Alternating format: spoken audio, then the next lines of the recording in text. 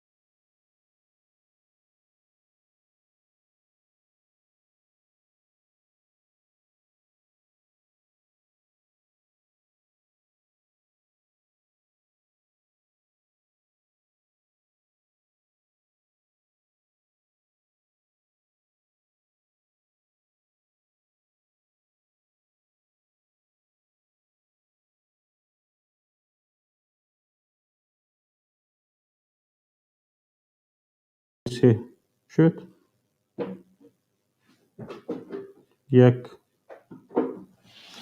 عذر بیادت تماشابینان گرامی، کمتر مشکل تکنیکی پیش آمد. یک بار دیگر سلام و درود به یکایک شما. سلام و درود به تاجیکستان عزیز، وطن عزیز ما. سلام و درود به مهاجران ناناور تاجیک. خوش آمدید به برنامه تحلیلی دیدگاه. امروز حتما در برنامه برابر دیدگاه ما، دیدگاه شما نیز شنیده خواهد شد و حتما پیش از همه دیدگاه خود را ما خواهیم گفت. اما ویژگی امروز روز پنجشنبه این است که در امروز در برنامه تحلیلی دیدگاه حتما دیدگاه های شما نیز شنیده خواهد شد و شما نیز می توانید دیدگاه های خود را بگویید.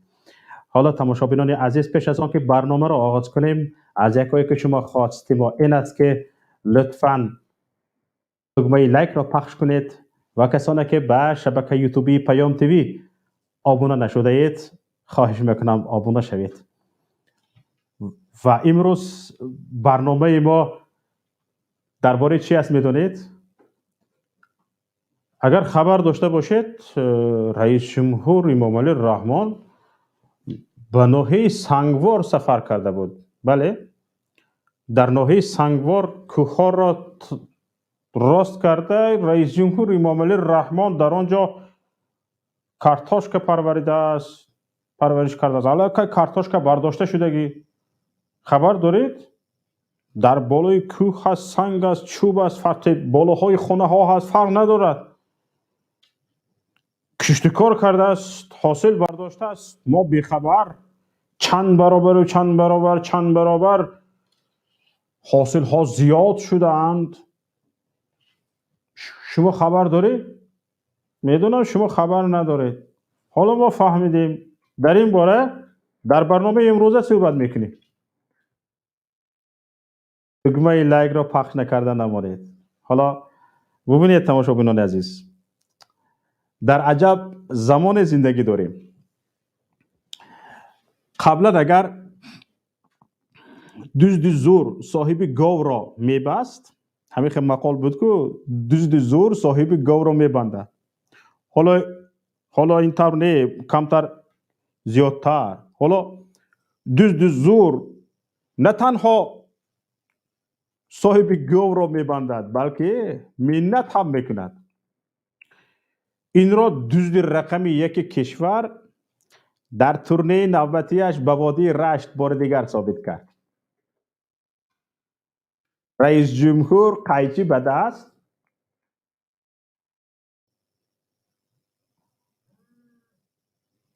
ناحیه سنگور می رود. تا ناحیه سنگور رفتنش وارد هر ناحیه می شود. وارد هر ناحیه شده لنته بناهای ساخته مردم را بریدن میگیرد و منت هم میکند که قیچی من از خودی پایتخت شهر دوشنبه آمده، شما شکرانه کنید. شما شکرانه کنید. یک چیزی حیرت آور این است که همون نفرانی که کاغذ امام علی رحمان را میخوانند که مینویسند که شخصانی که به امام علی رحمان سخنرانی آماده میکنند، همه حیرت آورش همین است که همه کاغذ های سخنرانی امام علی رحمان را آماده کردگی نفران در همین سفرهای آخری رئیس جمهور از رئیس جمهور امام علی رحمان یک کودن نمایش دادند. یک کودن. تماشاگران گرامی لطفاً دقت دهید. حالا اگر منت امام علی رحمان و دعوتهایش به شکرگزاری از حکومت، یعنی خودش رو به زبان دزد و صاحب گاو برگردانیم، چنین صدا می‌دهد: شکرانه من نه تنها گاوتان را دزدیدم بلکه مجبورتان ساختم تا برای گاوی نبوده، گاو به دزدی رفتگی، برای گاوی نبودگی عاقل سازید. بعد ساختن عاقل با قیچی هم برای بریدن لنته عاقلتان آمدم. تمام خراجات راه، خورد و خوراک و خفت خیز منو 200 قرصک زنهایم، این خودش نمی بیاید، همون قرصک زنهایم به خودش قرصک راست میشوند، قرصک میزنند که همونها به خودش می بیاید. اما همین رسخاتها، مصرفها به دوش شما بود. همچنین مجبورتان کردم که با پولی از فروش تپک گاو دزدیده من به دست آورده اتان و دخترانتان کتفه اطلس تنگ و نیمپوش خریده به پیشواز من برارید تا در وصفم شعر خوانند و در نزدم تعظیم کنند. انا نمی خیلی ترجمه میشه، انا نمی خیلی کشاده و تفصیل گویه نمی خیلی میشه. برنامه و برآمدهای امام علی رحمان در تمام ناحیه ها مثل همیشه تقریبا یکسان بودن، یکسان. حالا مزه میکنید تماشاگران عزیز، حتما دوستانتون رو به برنامه دعوت کنید، محروم نشوند.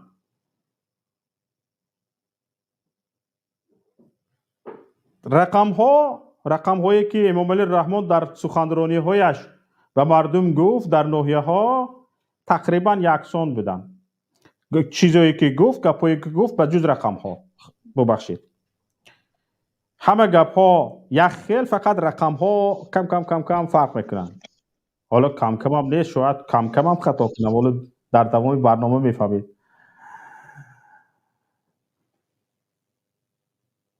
رقم هایی که امام علی رحمان و حکومتش همیشه منیپولیت سه میکردند و اکنون منت رو هم شروع کردند. حالا بیایید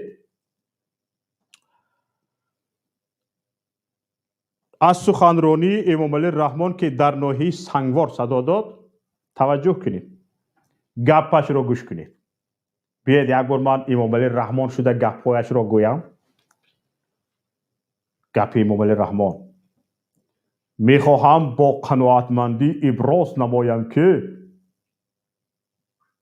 با شرافت استقلال دولتی و اقدامات پیوسته دولت و حکومت مملکت در طول 30 سال سپری شده برای پیشرفت و آبادی همه منطقه های تاجیکستان به خصوص ناحیه های دوردست و کوهستان آن عمل های زیادی آبادانه و بنیادکارانه عملی کرده شدند. گپ امام علی رحمان چنان با کر و فر و منت و تکبر حرف میزند که گویا این عملهای زیادی آبادانی و بنیادکاری را شخصا خودش در دست بیل اجرا کرده باشد. گاهی برای تاکید بر این نظرش منمنی هم میکند. میگه من سفارش دادم که به این چیز من سفارش داده بودم که در ادامه سخنرانیش میگوید که در این روند برای تامین نمودن رشد ساحه‌های اجتماعی و اقتصادی ناحیه سنگوار و بلند برداشتن سطح و صفت زندگی ساکنان آن از حساب همه سرچشمه‌های مبلغ گذاری داناده از حساب همه سرچشمه‌های مبلغ گذاری 914 میلیون سامانی روانه گردیده است. 914 میلیون. فهمده ایستادید؟ 914 میلیون. واهمه رو دیده؟ قریب 1 میلیارد سامانی برای یک ناحیه دوردست کوچک. رقمی بزرگ است نه؟ رقمی بزرگ است. اما وقتی به این حرفا دقت داده شود، اون تنها منیپولیت با رقم و یا اوگرا آویزان کردن در گوش مردم است. اوگرا آویزان کردن در گوش مردم است. اول اینکه 917 میلیون در 30 سال است یا در یک سال نه. هوشتون پریده چه خیل شد؟ 900 میلیون سامانی 917 میلیون سامانی در 30 سال است که 30 میلیون به یک سال راست میاد. 30 میلیون به یک سال. بله؟ اما اصل مسئله در عباره همه سرچشمه های مبلغ گذاری است. یعنی گفت که همه سرچشمه های مبلغ گذاری، یعنی این چند کسه خانهش خراب کردگی بعد این 917 میلیون سامانی شدگی. خیر به سرچشمه های مبلغ گذاری اگر اهمیت دهیم نظر کنیم میبینیم که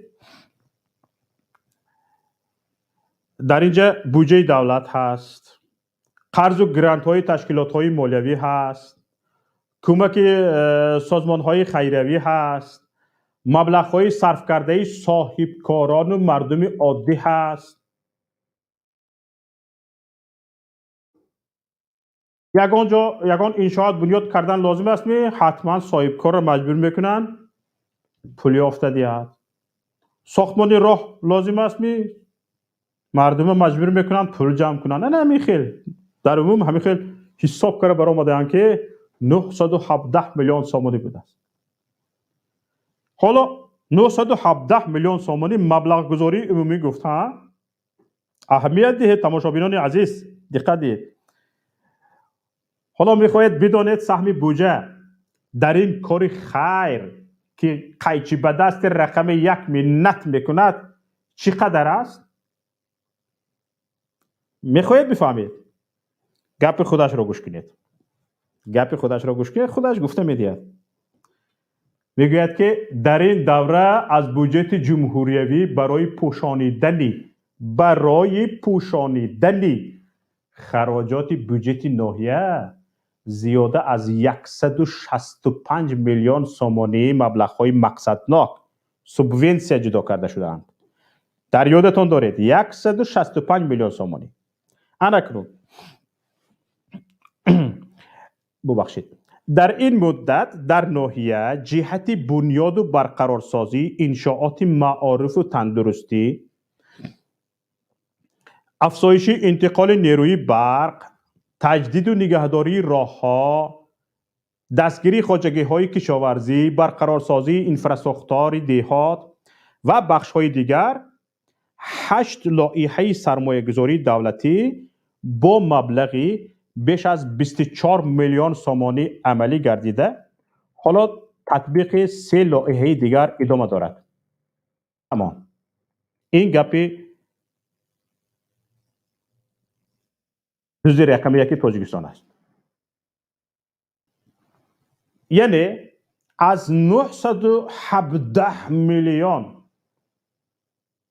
سومانی که امام علی رحمان واهمه کرد، سهم بودجه دولتی 165 میلیون سومانی سوبونسیا و 24 میلیون سرمایه‌گذاری دولتی، همگی 189 میلیون است. همگی 189 میلیون. اگر این را به 30 سال تقسیم کنیم 6 میلیون سومانی در یک سال می شود. 6 میلیون سومانی در یک سال. تماشابینان گرامی دقت داده ایستادید؟ دقت دهید حتما. حالا همین کمتر این هم شهر دارد. ببینید امام علی رحمان میگوید که 165 میلیون از بودجه جمهوریوی برای پوشانیدن خراجات بودجه ناحیه‌ای سنگوار جدا شده است. بله، این چی معنی دارد؟ دولت از پول‌هایی که از ناحیه‌های دیگر جمع می‌شوند به ناحیه سنگوار در 30 سال 165 میلیون سومانی جدا کرده است. یعنی مردمی ناحیه‌های دیگر انیخترش دوشنبه و خوجند و شهرهای دیگر که انداز بیشتر جمع آوری میکنند و بودجه‌های سنگواری کمک کردند. بله؟ به بودجه سنگوار کمک شدگی است. پس پریچوم اینجا رحمانوف سوال میدید بی تماشابینان عزیز؟ انکنون ما هم همین را گفتنیم که امام علی رحمان نه تنها اینجا نیپریچوم است، بلکه تا همین ورق را به دست گرفتنش، همین ورق گفتم که در اولی برنامه ورق آماده کردگی را میخواند.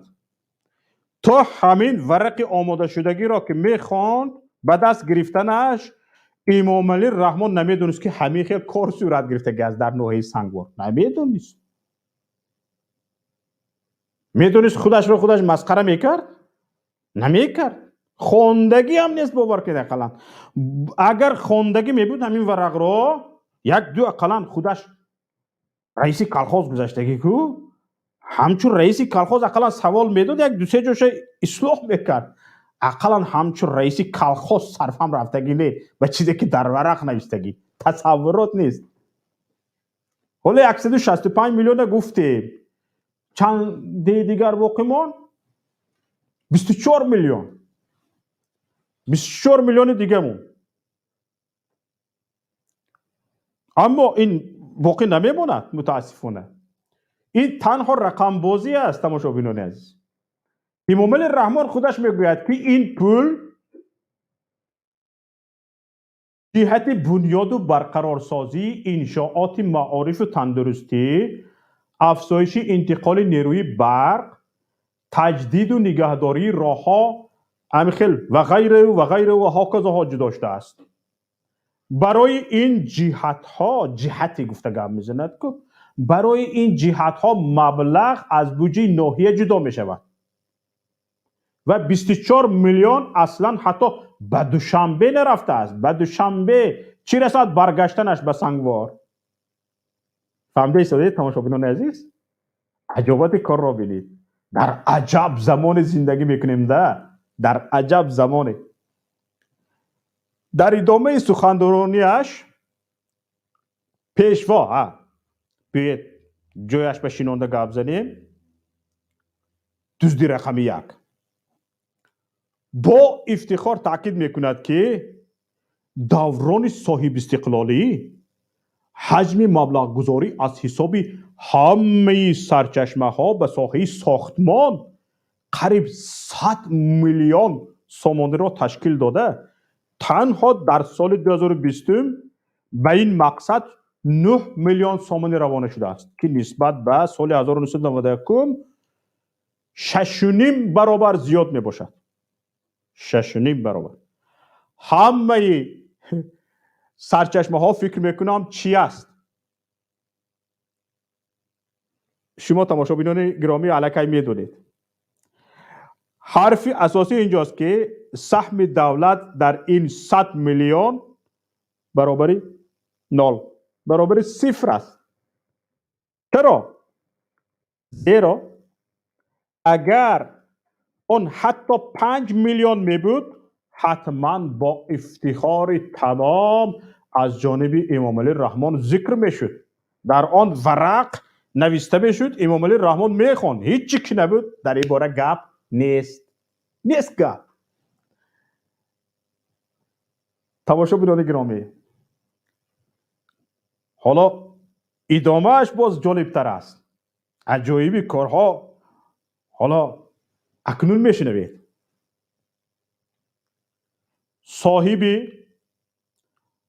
معروف ترین و چی میگوید قیچی معجزه‌ناک میگویند چی میگویند صاحب همین معروف ترین قیچی در جهان میگوید که سالهای صاحب استقلالی در ناحیه سنگوار به مساحتی 71,000 متر مربع منزل استقامتی ساخته. کمونیسم را بینید، کمونیسم. اما مساحت 71,000 متر مربع منزل استقامتی ساخته برای بهتر گردیدن شرایط زندگی ساکنان 1522 گکتار زمینی نزد حولگی جدا کرده شده است. فهمده ایستاده؟ انا واهمه. خدای من، اینقدر منزل چی منزل های هستند؟ چی منزل های هستند که و کی آنها را ساخته است؟ در این باره پیشوا گپ نمیزند. این چیستا نشین. هم گفت خودتان یابید و گرید. هیچ چی گپ نیست. چرا؟ زیرا اینجا هم امام علی رحمان نپریچم است. فهمده شدید؟ نپریچم. این منزل هایی است که مردم سنگوار با پول خودشان با پرداختی همه گونه باج و اندازهای دولتی و برای خودشان ساختند و برای خودشان، نه برای رئیس جمهور، نه به استقلالیت. این خانه های ساختگی مردم یگان ربطی ندارد. همتونه اوی مردم سنگوار، ملت، اوی مردم تاجیک در همین 30 سال استقلالیت یگان بار شنیدید که به مردم عادی خیر فهمیدیم یک تا دو تا کارمند امنیه، یک تا دو تا کارمند وزارت کارهای داخلی که آنها سرسپردگان پیشوا هستند و همین ها هستند که پیشوا حالا هم 30 سال باز همین خیلی به گوش مردم اگر آویزان کرده گشته است.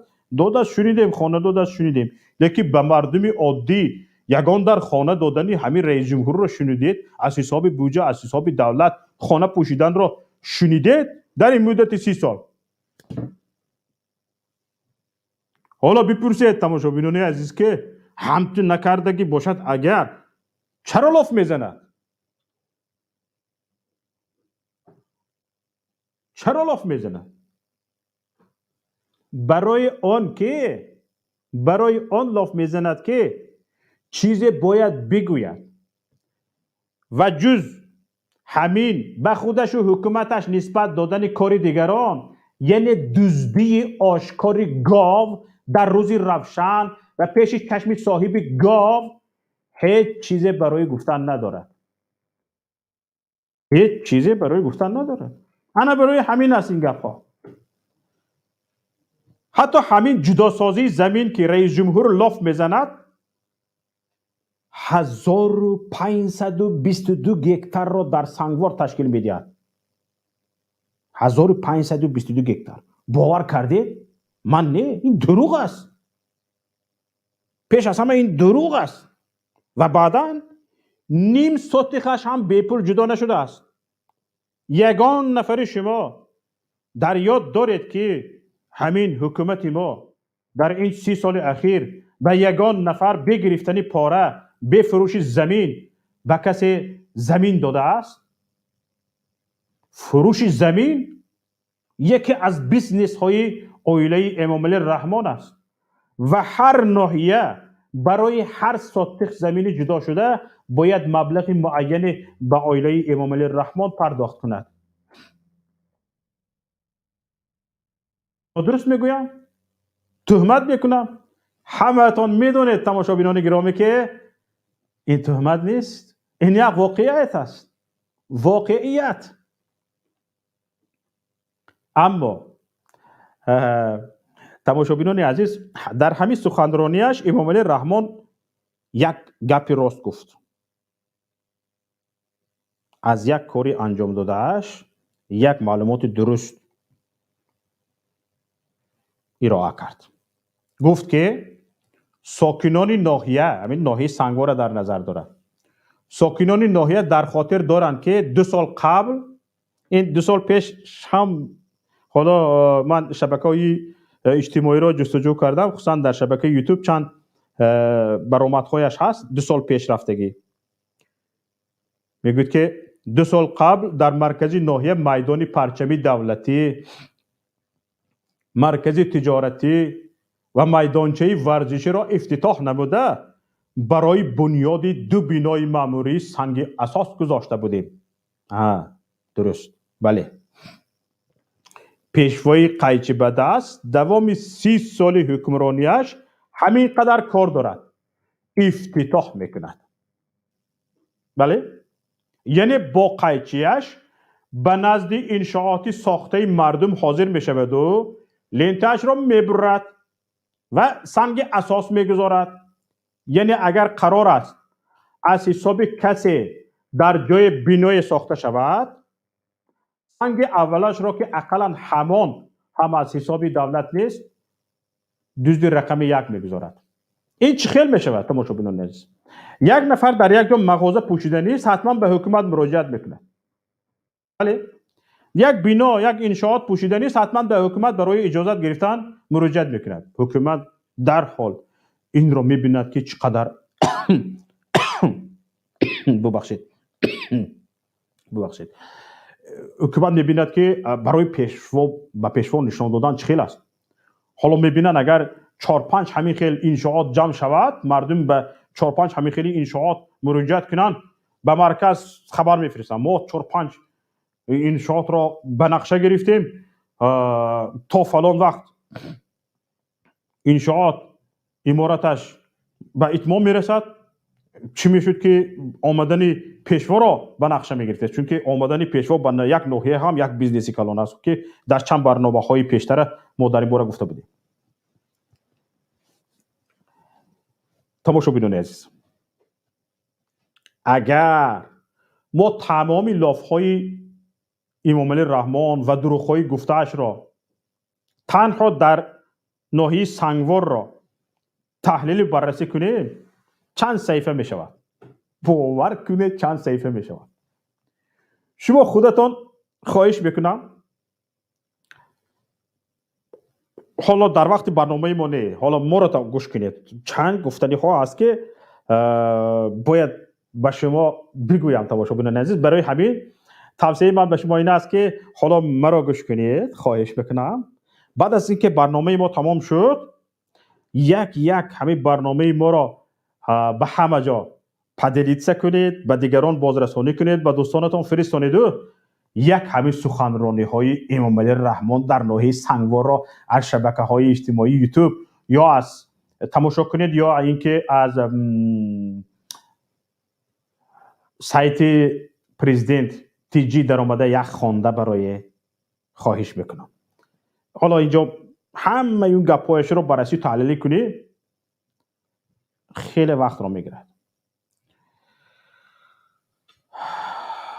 خودتون میفهمید که در سخنرانی امام علی رحمان چند کلمه گپ راست مییابید نمییابید، خیر خودتون میدونید. حالا اینجا من میخواهم که همگی دو جمله دیگری امام علی رحمان را دربارش گپ زنم که بسیار مهم است. امام علی رحمان لاف میزند که در مقایسه به سال 1991 دقت دهید تماشاگران عزیز، دقت دهید، این خیلی پیشروی با سرعت در تمام دنیا نمیبینید. حالا گوش کنید، همین خیلی پیشروی هیچ جا نیست. میگوید که در مقایسه به سال 1991 کشت غله‌دانگی ها 6.6 برابر، کارتوشکا 8.8 برابر، سبزوات 5.9 برابر و میدان باغ 7.7 برابر زیاد شده است. فهمیده؟ این تنها در ناحیه سنگوار. دوامش رو گوش کنید. در همین دوره، یعنی در همین 30 سال، از سال 1991 تا 2021، حجم استحصال غله‌دانگی در ناحیه سنگوار 36 برابر، کارتوشکا 35 برابر، سبزوات 24 برابر، میوه 53 برابر، گوشت 65 برابر، شیر 10 برابر و عسل 39 برابر افزایش یافته است. فهمیدید می؟ در دوره 70 سالی اتحاد شوروی این گونه گزارش شدگی نبود. شنیدگی نیستید؟ بابا آچهاتون رفته پرسید. پیشروی شدگی نیست در اینجا. پشو با سیاست خردمندانش تمام کوههای ناحیه سنگوار را هموار کرده، زمینهای کشت را به حساب میانه 7.5 برابر بیشتر کرده است. 7.5 برابر. اوی مردم دقت کنید، من به شما 7.5% نگفتم، 7.5% نگفتم، 7.5 برابر. یعنی اگر قبل از امام علی رحمان زمین های کشتی ناحیه سنگوار مثلا 10,000 گکتار را تشکیل میدادند، حالا 75,000 گکتار را تشکیل میدهند. فهمیدید؟ فرض کرده بگذار همین خیلی شده است، بگذار شاید زمین ها قبلا بیکار میخوابیدند و حالا کشت میشوند، بله، اما من به این باور ندارم.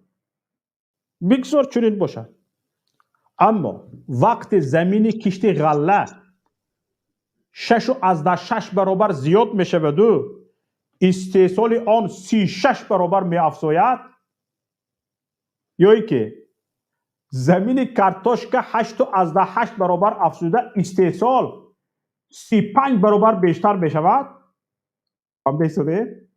این به آن معنی است که حاصلناکی غله 6.5 برابر و کارتوشکا 4 برابر بیشتر شده است.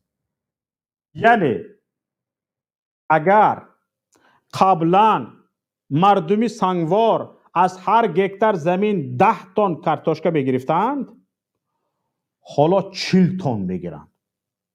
فهمیدید؟ اگر از هر گکتار مردمی سنگوار 2 تن غله میگرفتند، حالا 12 تن نمیگیرند. همین خیلی گزارش رو دیده شدید؟ یک دیقونا گپ زنید چی؟ از یک گکتار چند تن گندم میگیرید؟ انا خیلی پشوا خیلی ورقه خان. اکنون سوال اینجا همین است که آیا میدانسته باشد که مؤلفان همون کسانی که متن سخنرانیش را نوشته‌اند امام علی رحمان را یک ابله و کودن معرفی کردند؟ آیا این را میدونسته باشند؟ اگر همون نفرانی که متن را آماده کردند تا اینکه امام علی رحمان در برآمده خواند، ابله، بی‌سواد، کورسواد، احمق ندانند، این گونه متن آماده نمی کنند. آنها میدونند که این بی‌سواد، این دزد رقم یگان آن رقم هایی که در اینجا گفته آورده شده از صرفم نمی رود، خوانده می رود. تمام. تماشاگران عزیز، حالا چندین نفر اینجا وارد شدند. ما دیدگاه همون را گفتیم. این یک دیدگاه ما و یک کمتر اهمیت دادن با یک برآمدی امام علی رحمان در ناحیه سنگوار بود. این جنابشان، این پیشوا، نجات دهنده سیاره، در همه ناحیه ها به گوش مردم همه خیلی اگرا آویزان میکند. در همه ناحیه ها. تماشاگران عزیز، سوالا میخواهم من در این باره فکر و اندیشه های شما را اینجا تمام نماینده های همه ناحیه ها ما را شنیده ایستادند، حکومتی ها ما را شنیده ایستادند. شاید یگان دلیل داشته باشند و اون رقم هایی که امام علی رحمان در ناحیه سنگوار گفت شاید یگان حقیقتی داشته باشد. بله، برای همین خواهش میکنم کسانی که نماینده حکومت هستید یا که به این باور هستید که امام علی رحمان همه رقم های گفتگیش درست بود، خواهش میکنم اینجا به مردم شرح بدهید. شاید ما نادرست میگیم. حالا تماشاگران عزیز، ما فکر اندیشه شنوی را از برادر امین سر میکنیم. بفرمایید برادر امین. السلام علیکم و رحمت الله و برکاته. و علیکم السلام و رحمت الله. برادر، ما اگر او قدر از گفتگی شما را اگر با گفتگی امو پرزیدنت پاسوای خرپای اگر ما او را باور کنیم، چرا ما از دیگر دولت ها مقصد همی خوراکواری را داخل میکنیم؟ این هم کارتوشکا و دیگر چیزو را این گفتگوی اگر باشد، از همین گفتگوی ختم اگر باشد، ما نباید یگان کس محتاج شویم. نه، خوراکا باید این قدر قیمتی در این قدر قیمتی چی سبزیش باشه، چی کارتوشکاش باشه، چی گفت خودت مقصد گندم های آرده، مقصد این قدر چی. برای گفتنی هم که ما مقصد ما بیزار شدیم همین کشتکار و مقصد همین پیشروی زیاد شوی و همین زمین بل کدمن دیگر دولت ها را میبینی اکا جان میبینی مقصد یک ماشین اختراع میکنن و اگان چیزایی میکنن که یا مقصد اگان زواد و فابریکا میبرن نشان میتن هم پرزیدنی های میومگی یا یک چیزی نو میبرن نشان میتن. این همی میگوی که ما اینجا گفتی گپا همی این جای ما فقط جای دامگیری و دخکنی است. میوه را قطارش میکنه ایس بالگارس که و کادو پادو خودش هم سرش رنگ کادو شده سه در последнее время. ما در کار نیست و خاکا جون. ما در زنده باشید برادر. حاضر باز صحبتتان را ادامه میدید. دیگران را منتظر نکنید. مهنتکش چی گفتنی هستید؟ السلام علیکم برادر امین تشکر. باز ان شاء الله صحبتتان را ادامه میدید. خدا خواهد. السلام مهنتکش. علیکم. و علیکم السلام و رحمت الله. سوز نکنه. تشکر به شما. همین برنامه شما رو سیبا ما گوش میکنیم. اصلا ما همین خوجگی دهقانی چی داشتیم در تاجیکستان، اومده میرفتیم مهاجرت هم خیلی قسمان در چی. خیلی اول اینکه همین برنامه شما رو جرد کرد که من گوش میکنم. یک تابو کیم هست محمد اقبال، شما رنگ می چیه خیلی رول در زور بازی میکنین. رنگ چی از کو کامدی کلاب کامدی کلاب باشه. اگر مثال در تاجیکستان ببین همه شما هم یک گروهشین بهترین نده هم گپای شما مثال شما میگین خیلی شوخی آمیزه. البته گپای شما اگون اصلی واقعی و چی هم با فکرم نداره. همونجا یک سیف کاف تیوی داره. هم سیف کاف تیویش ده آخر ده بعد نگه پخود داشت بودید هم پلیس شاید تریزه میبروره. بسیار خندواره اینجا شما گفتید که گفته های شما اصل ندارد. خواهش میکنم ما همه رو به رقم گفتیم.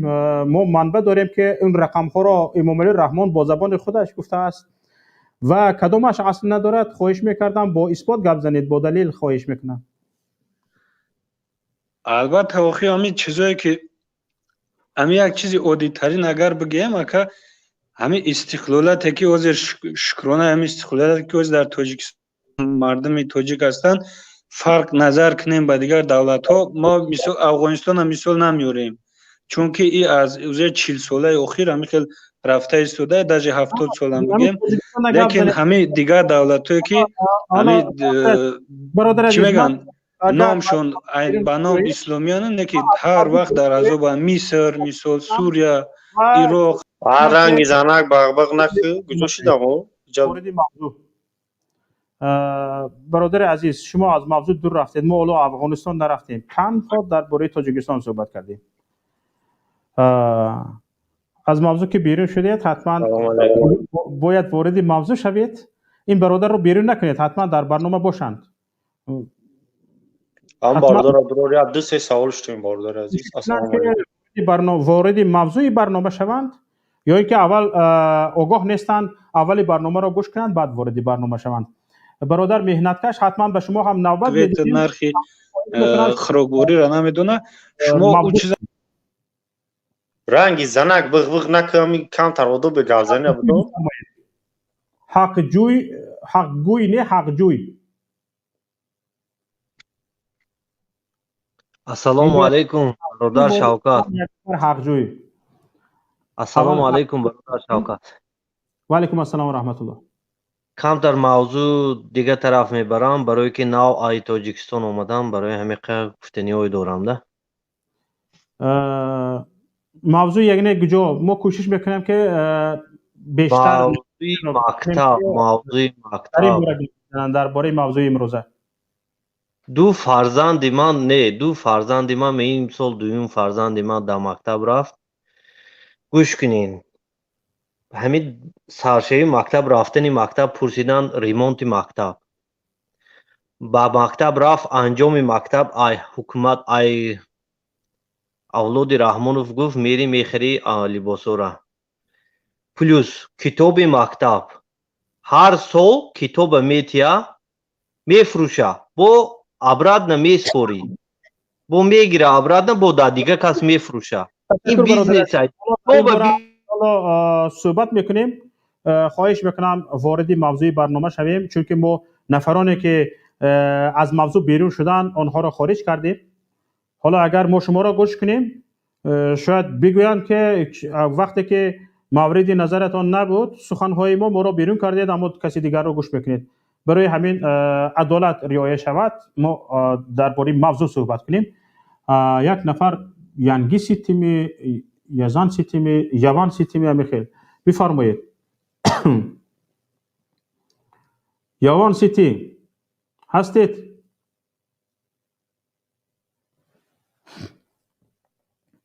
یوان سیتی و علیکم السلام و رحمت الله. نیستید یوان سیتی؟ ما حق جوی را گوش کردیم، حق گوی گپ زنید. Акай азиз, узрӯзиё дар кадом масъалаи саршавиша мегуфтем тамом. چی گفته شده؟ дар кадом масъала мегӯ суҳбат мекунем амро саршавиша бигем. برادر عزیز خواهش میکنم اول صحبت ما را میتونید از یوتیوب تماشا کنید. همون پرامای ترانسلیسیا نقطه‌اش رو لایف رو خاموش کنید و به اول موضوع برده رسونید. صحبت ما را بی‌ملال گوش میکنید و واردی برنامه شوید. یا میزنید برادر. مهراج الدین بفرمایید.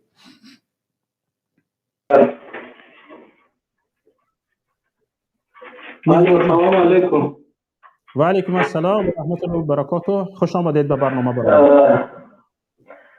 خوب گوش کردیم آقای شوکت برنامه شما را. اول یک سخنی گفتنی که او یک کسانی آدم برآمد، او را من تحقیق کردنی نیستم. از داخل وانده یا کوخنی گپ میزنید؟ بله از کوخنی گپ میزنم. من یک امی آدم موضوع شرح داد که گپ شما را کمتر خطاگی کرد. این آدم کسانی این باید که تبابت کنه که و چشمی همین سالم نمیبینه که در داخل کشور چی شده ایستاده، چیزی میشود. کمتر بخداش خیلی سوال کرد که من چیزی گفته ایستادیم برای همه مردم آنلاین گفت داده ایستاده که همه چیز شده ایستاده. اصل یگان چیز پیشروی نداره، 50% مینوس رفتگی پلوس نیست. یعنی شما گفتگی با این یک برنامه پرزیدنت گوش کردم، 99 از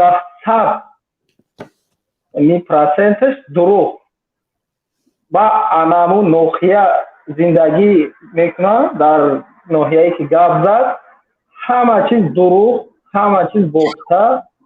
ما همین چیز باور کردم که اوجا می آینده یک 10-15 ساله ساز نمیشود.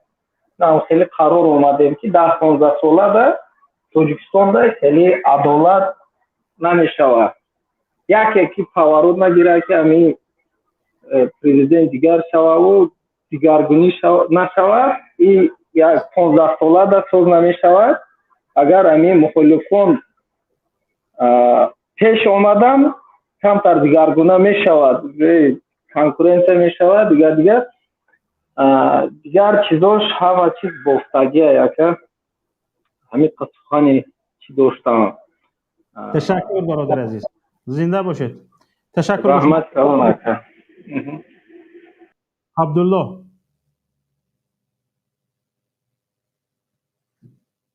عبدالله هستید؟ حرف میزنید؟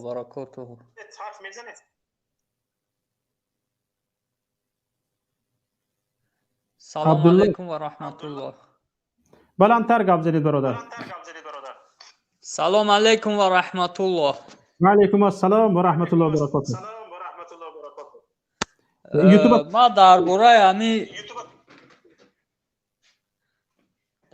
همی حسابات و همون چیزی پرزیدنت همون جنابشون گفتنیم که همین من خودم برادرام دهقانن، من خودم در مهاجرت قرار دارم. خواجگی دهقانی داریم در ناحیه رودکی. من خودم استقامت کننده ناحیه رودکی. باور کنه اکای شوکت جان همین بهار وقتی کشت و کار میشد، الو پولی سرالکه روی که، الو پولی تخمی، پولی دارو، پولی نمیدونم نلاگش، پولی این پولی وای همین سالانه نمیدونم چند قرار از خود میکنیم. آخر وقتی جمع گیری همو کشت کار میشه باور کس پکریوت نمیکنه، رو پوش نمیکنه همو حاصله که میگیریم همین را از خود مونه. همین چی را ما چیست همین چی میگن گفتی روسا شکورای خودم دا اثبات کردم میدونم که یما دروغه ای نخواد که زمین نبرات زمین و پایان رفته سطحی همی چیز شونده حاصلتی شون بالا رفتنش اصلا ناممکن است حاضر در همین برای که تخمی را خودتون میدونید رسخود زمین به حد کلان من این چیزا خودم میدونم من خودم رسخود میکنم اما وقتی جمع گیری حاصل میگم که رو پوش نمیکنم همه خسخان داشتم سلام علیکم و علیکم السلام و رحمت الله. حالا یک زنگ از واتساپ قبول میکنیم. سلام علیکم. و علیکم السلام و رحمت الله. شما نازیز تشکر درباره با شما توجه شما بفرمایید. نپرسیدم. یک کوتاه بسیار میدونم در توجیهتان ما تو این حکومت دوره که در سر دولت هستن اینا یک حکومت دوره که تمام ملت اینا برعکس همون ملت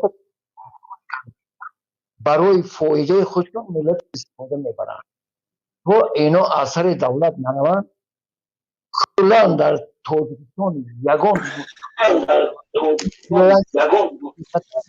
برای ملت توجیه شدن همون وقت بعد توجیهستان به پیشروی ممکن به پیش رود وقتی که مردم او پیش رفت من گپش گوش کردم اون نمیدونه چی درست شده یک وقت یک بار من ما را التماس کردم با این باره میکنم همون آدمای ندرویان سوال کرد که دموکراسی چیست سطح توجیهستان در کدام حالت است در همون استاتستیکای بین المللی در کجا است دور نرویم در همین بین دولت‌هایی که پیش دیدن در کجا بعد گپ زنن بعد تعریف کنن و هیچ چیزی پیشروی نیست نبود کرونا تینجی آبادی و تینجی آبادی به دو شخص به 10-20 کس این همه ملت تینجی آبادی چه نشون نمی‌دهد وقتی که من زندگی نباشد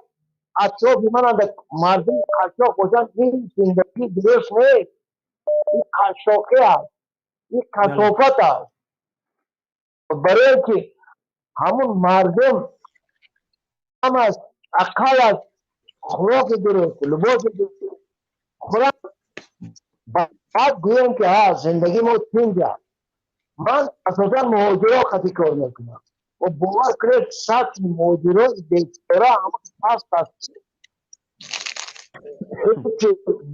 گفتن بسیار مشکل است و اون مردم عیب نداره همون حکومت داره که در حکومت ما هستن همون مردم به همین حالت برده رسوندن سطح مردم بیچاره با فکرم برای همین سطح پست توجیکا برای یک گویم نقضی است که مردم نمیتوند حقوق بیان کنند وقتی شما سطح نداره هیچ گفتن نمیتوند خط میکنید دیگر و وقتی میبروید برادرو همین گفت من همون چاپلوت رو میگوید خرلوت رو میگوید گاملوت رو میگوید همون گاملوت رو یک بار خودتون فکر کنید انالیز کنید و شما توجیه که یک شما فرانسوز یک ما در هم توجیه تولد شدیم در بلا زده بله تشکر برای که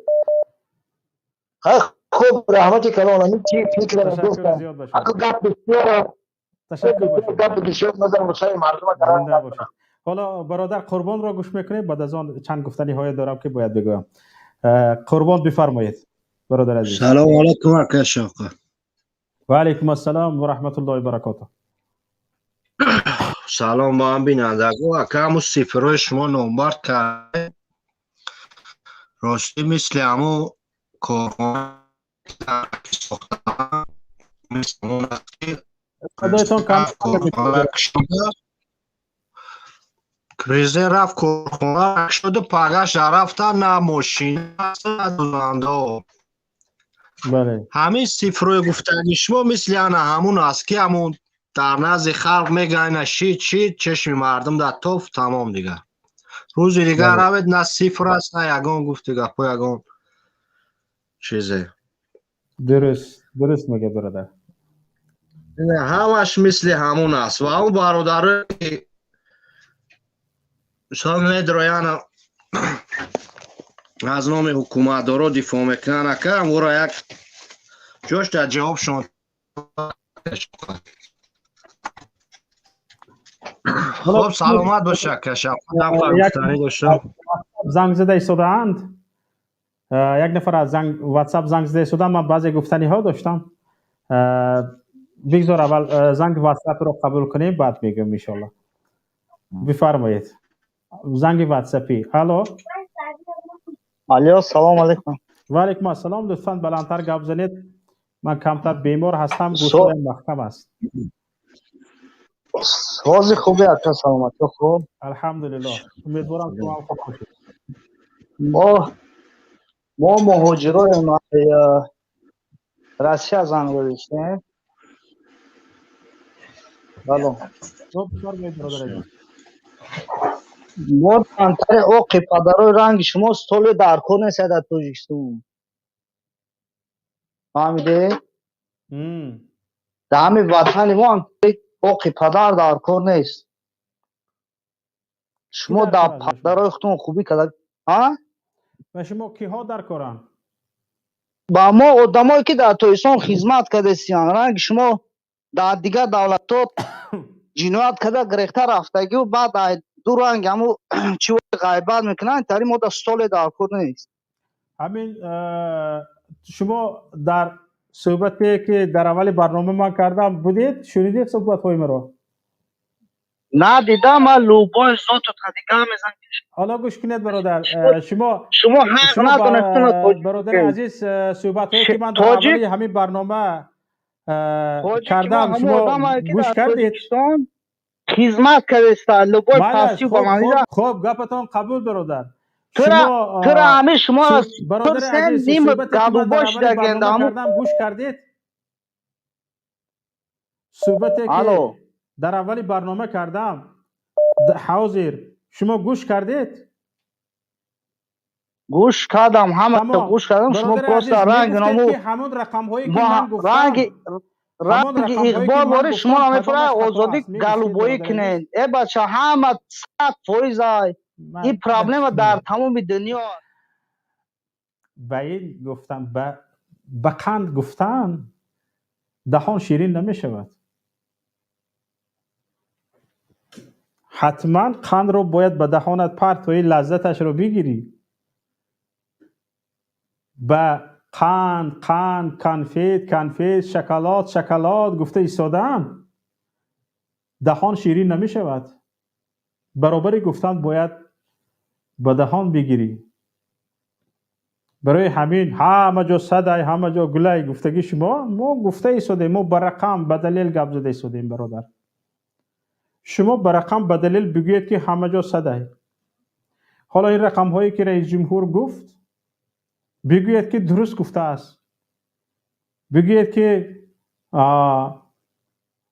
این رقم هایی که فلان برابر کارتوشکا فلان برابر غله‌دانه زیاد شده است در یک ناحیه درست گفته شده است. فلان 100,000 نفر آدم صاحب خانه و در شده است و خانه آنها را دولت پوشیده داده است درست گفته شده است. یک بار گپ زنید آخر. این طب نیست که. اما تماشابینان عزیز خواهش میکنم صحبت را گرم کنید، وارد برنامه شوید و کوشش کنید که در همین موضوع گپ زنید. و اگر مقصد من همین ناحیه سنگوار نه، عموما درباره رقم بازی ها، درباره گزارش های دروغ، درباره همون گزارش هایی که مردم فریب میکنند یک فکر دارید، اندیشه دارید، بفرمایید. با هم صحبت میکنیم، بحث میکنیم و دیگران رو باخبر میکنیم که این گونه رقم بازی ها باز در کجاهای میشود. من میدونم که من به این باور هستم که چون چندین سال است گزارش های رئیس جمهور را پیام هایش را پیگیری میکنم در داخلش گپ راست نمییابی. همه گپ های همون 30 سال پیشنگی را میبیارد کیاس میکنم خیلی رقم ها رو دیگر میکنم کم واهمه میکنند و باز همون تکست خونده رفتن میگیرد. کی احمق است که به این یک تحلیل میکند، بررسی میکند و یک چیزی درست آماده کرده میده، چیزی که نیست چی خیلی به این میده. برای همین رقم بازی ها میکنن، سنی رقم بازی های میبینی کیف میکنی. محمد بفرمایید.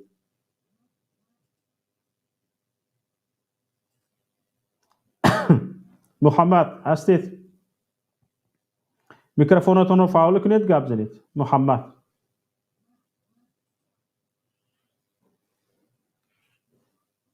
محمد بفرمایید. هستید؟ یک زنگ از واتساپ قبول میکنیم تا آماده شدن محمد. با یک نفر دیگر وارد شدن، کس را هم بس راه دهید.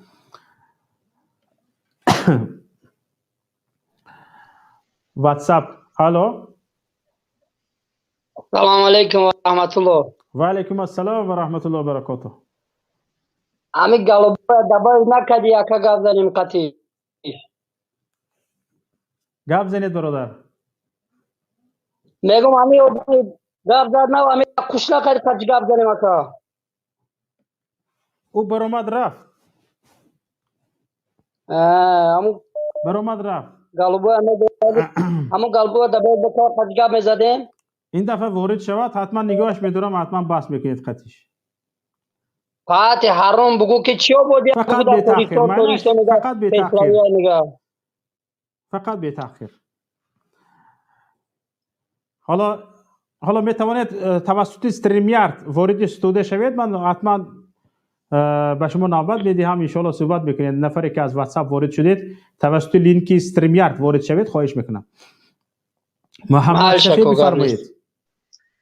السلام علیکم و رحمت الله و برکاته. کشاکا الله برکاته. اکازون با همی آدم زنگ زد شما روز غیبت کرد، با همون فقط گفتانیم که خود دام مهاجرت و خی یک بیناموس آدم و همی بیناموس ها بسیار شدگان کشاکا به حد من قهر غضب مینا همون پدانالات گفتانیم که خود در مهاجرت دیده سودی مردم چه خیلی روزان در چه خیلی هولان 30 سال شد، نه پدر نه مادر نه زن نه کودک به خدا که این آدمو کورشیدگن میبرن یک گپو میزنن، همه سوزه همه شما وای کده سوده آخه همه سوز میبینم در همین غریبی چیکار میکردیم اکا جون. 20 سال شد رفتم اومدن همین کاربار ما همیه، نه کودکو مهر دارن با ما، نه پدر مادر را دیدیم به خدا. بله متاسفانه. خدا منو به شما درست کنه که جان به حد برنامه های خوبان ما رو همینجا بچه ها همه کسا 6-7 نفر پیش تلفن تماشا داریم. خدا منو به شما درست کنه، مردم به حد بدور شده سودن یکی به همین کارهای شغل یگان چی میشه واقعی ان شاء الله. سلامت باشه که جان. خدا نگهدار. حکومت از کجا بیدار میشود؟ حکومت مردم از کجا بیدار میشوند؟ از اون جایی که از فریب‌های حکومت آگاه میشوند. حالا ایده از مردم بر این است که حکومت حالا هم بیچاره است، ما هیچی نداریم، به امید این حکومت شدن نمیشود و باید همه غم خودش رو بخورد. اما در اصل باید مردم بداند که حکومتی که قانون برآمده است، کانستیتوسیون وجود دارد، قانون‌های مربوطه، زیر قانون‌ها، سندهای حقوقی وجود دارند. این سندهای حقوقی، قانون‌ها، کانستیتوسیون برای آن هستند که اینها باید در عمل پیاده شوند. باید حکومتی که به سر قدرت می آید وظیفه اساسیش این است که این طلبات‌های قانونی را باید عملی کند، در عمل پیاده کند. فقط شعار ندهد، فقط مردم را با گفتنها، با رقمها فریب نکند و طلبات‌های کانستیتوسیونی را باید رعایت کند و عملی کند. مردم در حالی است که به این حکومت هیچ باوری ندارد، برای همین به مهاجرت می رود. مردم برای آن به مهاجرت می رود، به حکومت مراجعت نمی کند. جای کار یافته گفته که باور ندارد این حکومت به جای کار نقص مردم را تامین کرده می تواند. برای همین به حکومت که باوری نیست مردم مهاجر می شود.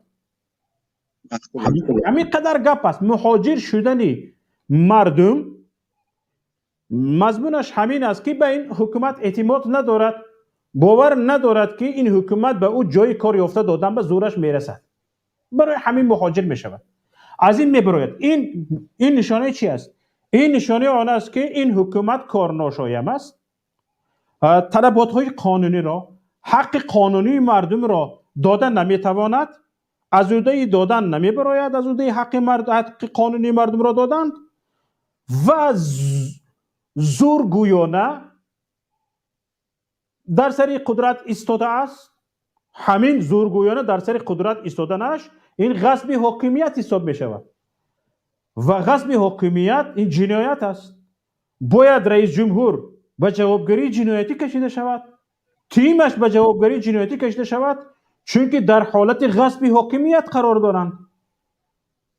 نفری که در حکومت هست از عهده طلبات قانون را پیاده کردن نمی براید و هم استعفا نمی دهد و خواهش و اراده استعفا دادن را ندارد، این گونه حکومت غاصب است. غاصب یعنی با راه زوری بدون اراده مردم حکومت را زیر قبضه خود نگاه می دارد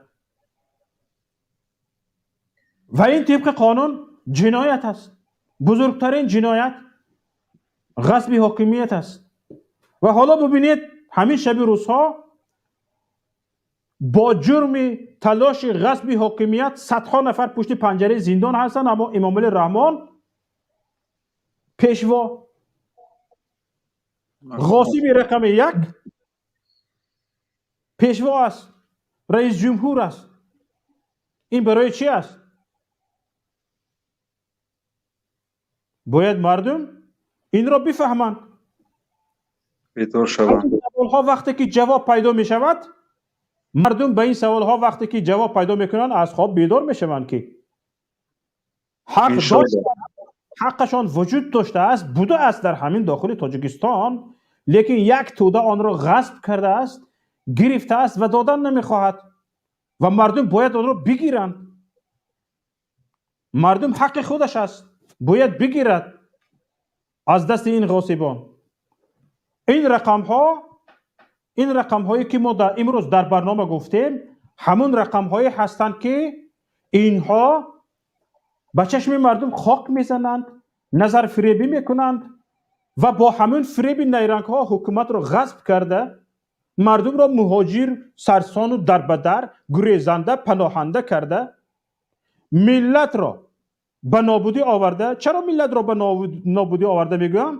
وقتی که یک ملت 50% مهاجر می شود، پناهنده می شود، سرسان و دربدر می شود، زبانش از بین می رود، عرف و عادتش از بین می رود، مقدساتش آهسته آهسته از بین می رود و همین خیل ملت نابود می شود.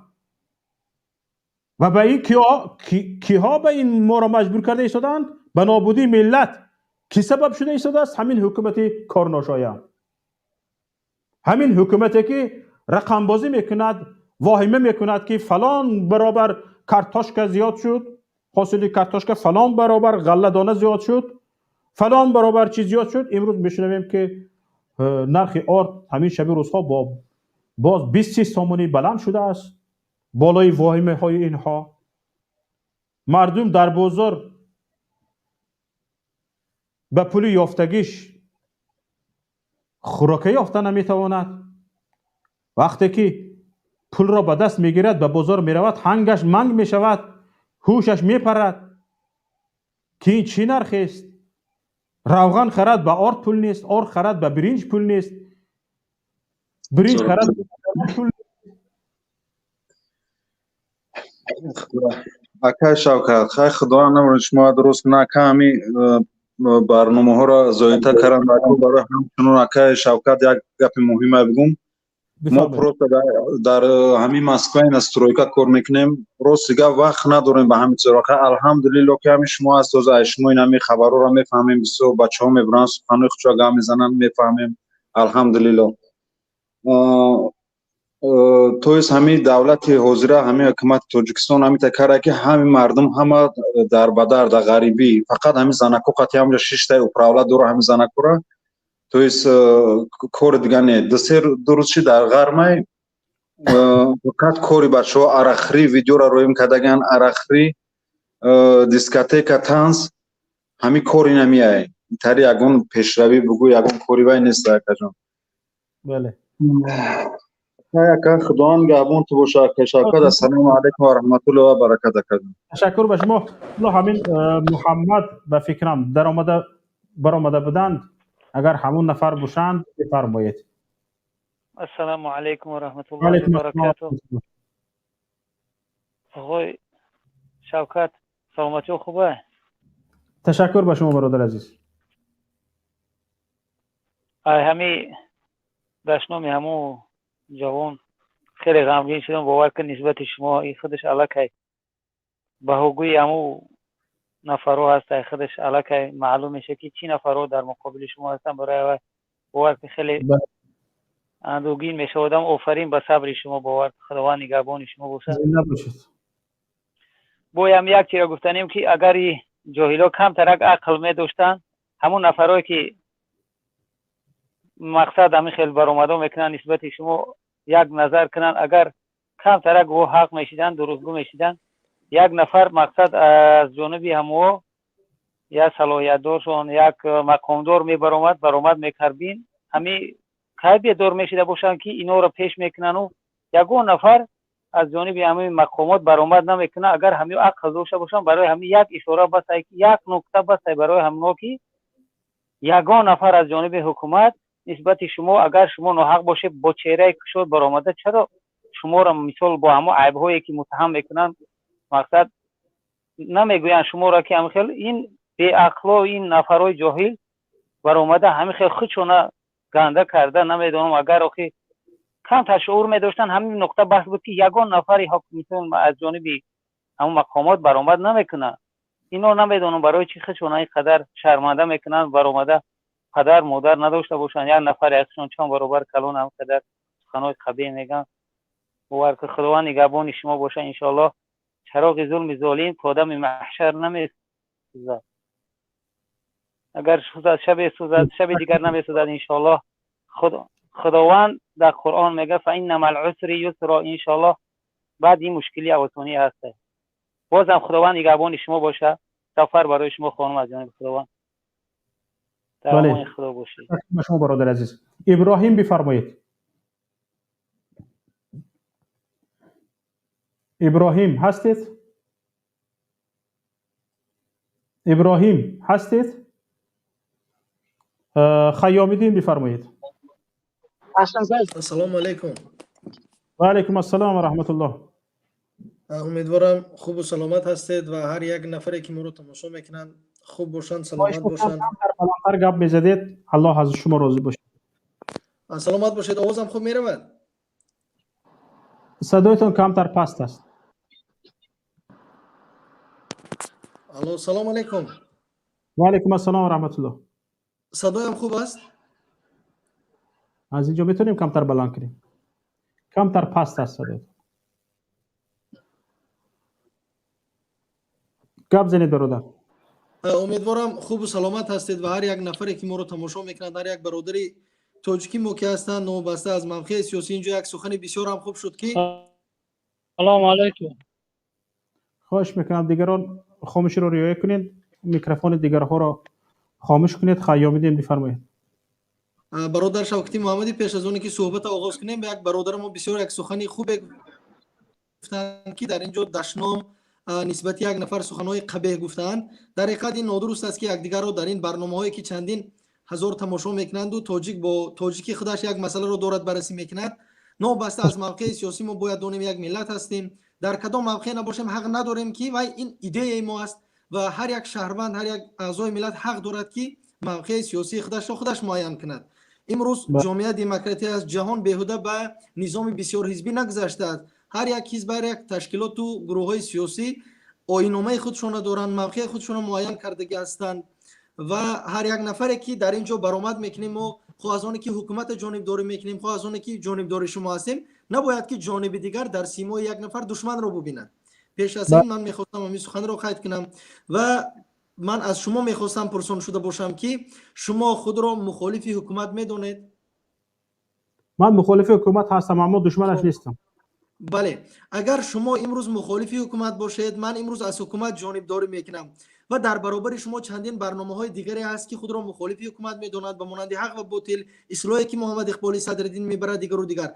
اگر شما از جهت علمی گپ بزنیم، از جهت علمی اساسناک بکنیم، هر یک گروه مخالف باید هر یک کمبودی که در نظام حکومت میبیند آن را باید تحلیل نماید و برنامه عمیق دقیق خودش را پیشنهاد نماید. لیکن در برنامه‌های شما، در برنامه محمد اقبال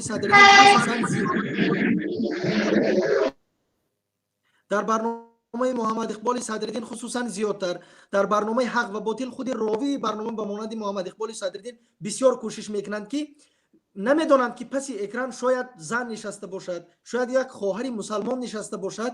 آن گونه دشنام‌ها، آن گونه گویا که به اساس وقتی که ما از دین و از اسلام سخن میکنیم، آیا اسلام اجازت میدهد که ما یک نفر رو که با چشم خود ندیدیم به شراب نوشی و به زن بازی و به دیگر بسیار هم یک گناهایی که خیلی هم برای یک نفر خیلی گناه عظیم میشود، ما آن رو به یگان اثبات و دلیل گناهکار میکنیم و چندین مشکلات دیگر. اگر ما در حقیقت شما خودتون رو گروه مخالف میدونید و همون نفرانی که در برنامهشون هستند گروه مخالف دانند، پس چرا یک تحلیل عمیق، یک راه درستی که خودشان میخواهند همین گونه باشد پیشنهاد نمیکنند؟ به مثال آنه که شراف‌الدین گدای وقتی که تاجیکستان آمده بود، گویا که آوردندش به گفته خودش، گفته بود که به ما معلومات نادرست میرود، راهبریت شهر کار میکنند، جوانان در اطراف راهبری جمهور سرجم هستند و جوانان را آینده ملت میدانند.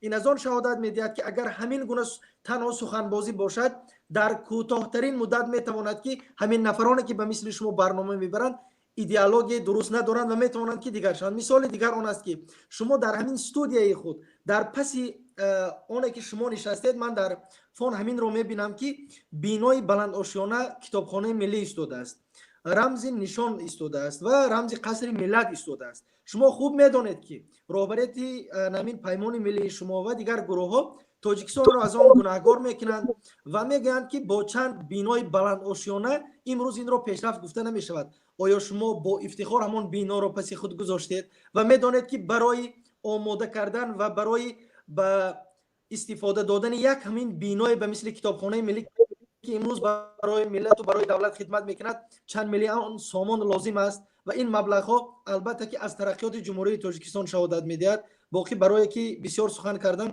و بگویم خیلی هم به فکرم زیاد میشود، من نمیخوام که دیگران را آزرده خاطر کنم. از شما سپاس و از اونایی که ما رو تماشا میکنند سپاسگزارم به دقتتون. تشکر برادر عزیز. پیش از همه تشکر برای این میکنم که به برنامه وارد شدید و نظرهای مغایر خودتان را گفتید و یک تشکر دیگری من به شما این است که به بعضی از کمبودی های ما اشاره کردید. از لحاظ نظر خودتان به کمبودی های ما اشاره کردید، به این هم تشکر، چون که ما کوشش میکنیم که نفران باید اینجا بیایند که با دلیل، با اثبات به کمبودی های ما اشاره کنند و ما اون کمبودی ها را اصلاح کنیم و پخته تر گپ زنیم و گپ های ما باید دلیل های خودش را داشته باشد و بدون دلیل کار نکنیم. برادر عزیز، به خاطر احترامتان من اینجا به چند گفته های شما ملاحظه دارم، اگر اجازه بدهید به چند تاش اشاره کنم. حالا گفتید آیا دشنام در اجازت است؟ من کوشش میکنم در برنامه هایم یگان نفر را دشنام نکنم. کوشش میکنم هر چند نفری که ضد عقیده های من، ضد باورهای من و ضد آن دلیل های من صحبت میکند، حتما کوشش میکنم که تا آخر حرفش را گوش کنم و اگر حرفی دارم به او بفرمایم. و شما ملاحظه داشتید که برادر عزیز چرا ما تحلیل عمیق نمیکنیم. برادر عزیز گرامی، گرچند که شما میگویید تحلیل عمیق نمیکنیم، اگر به باور شما این تحلیل ما عمیق نیست، زورمان رسیدگیش همین قدر است.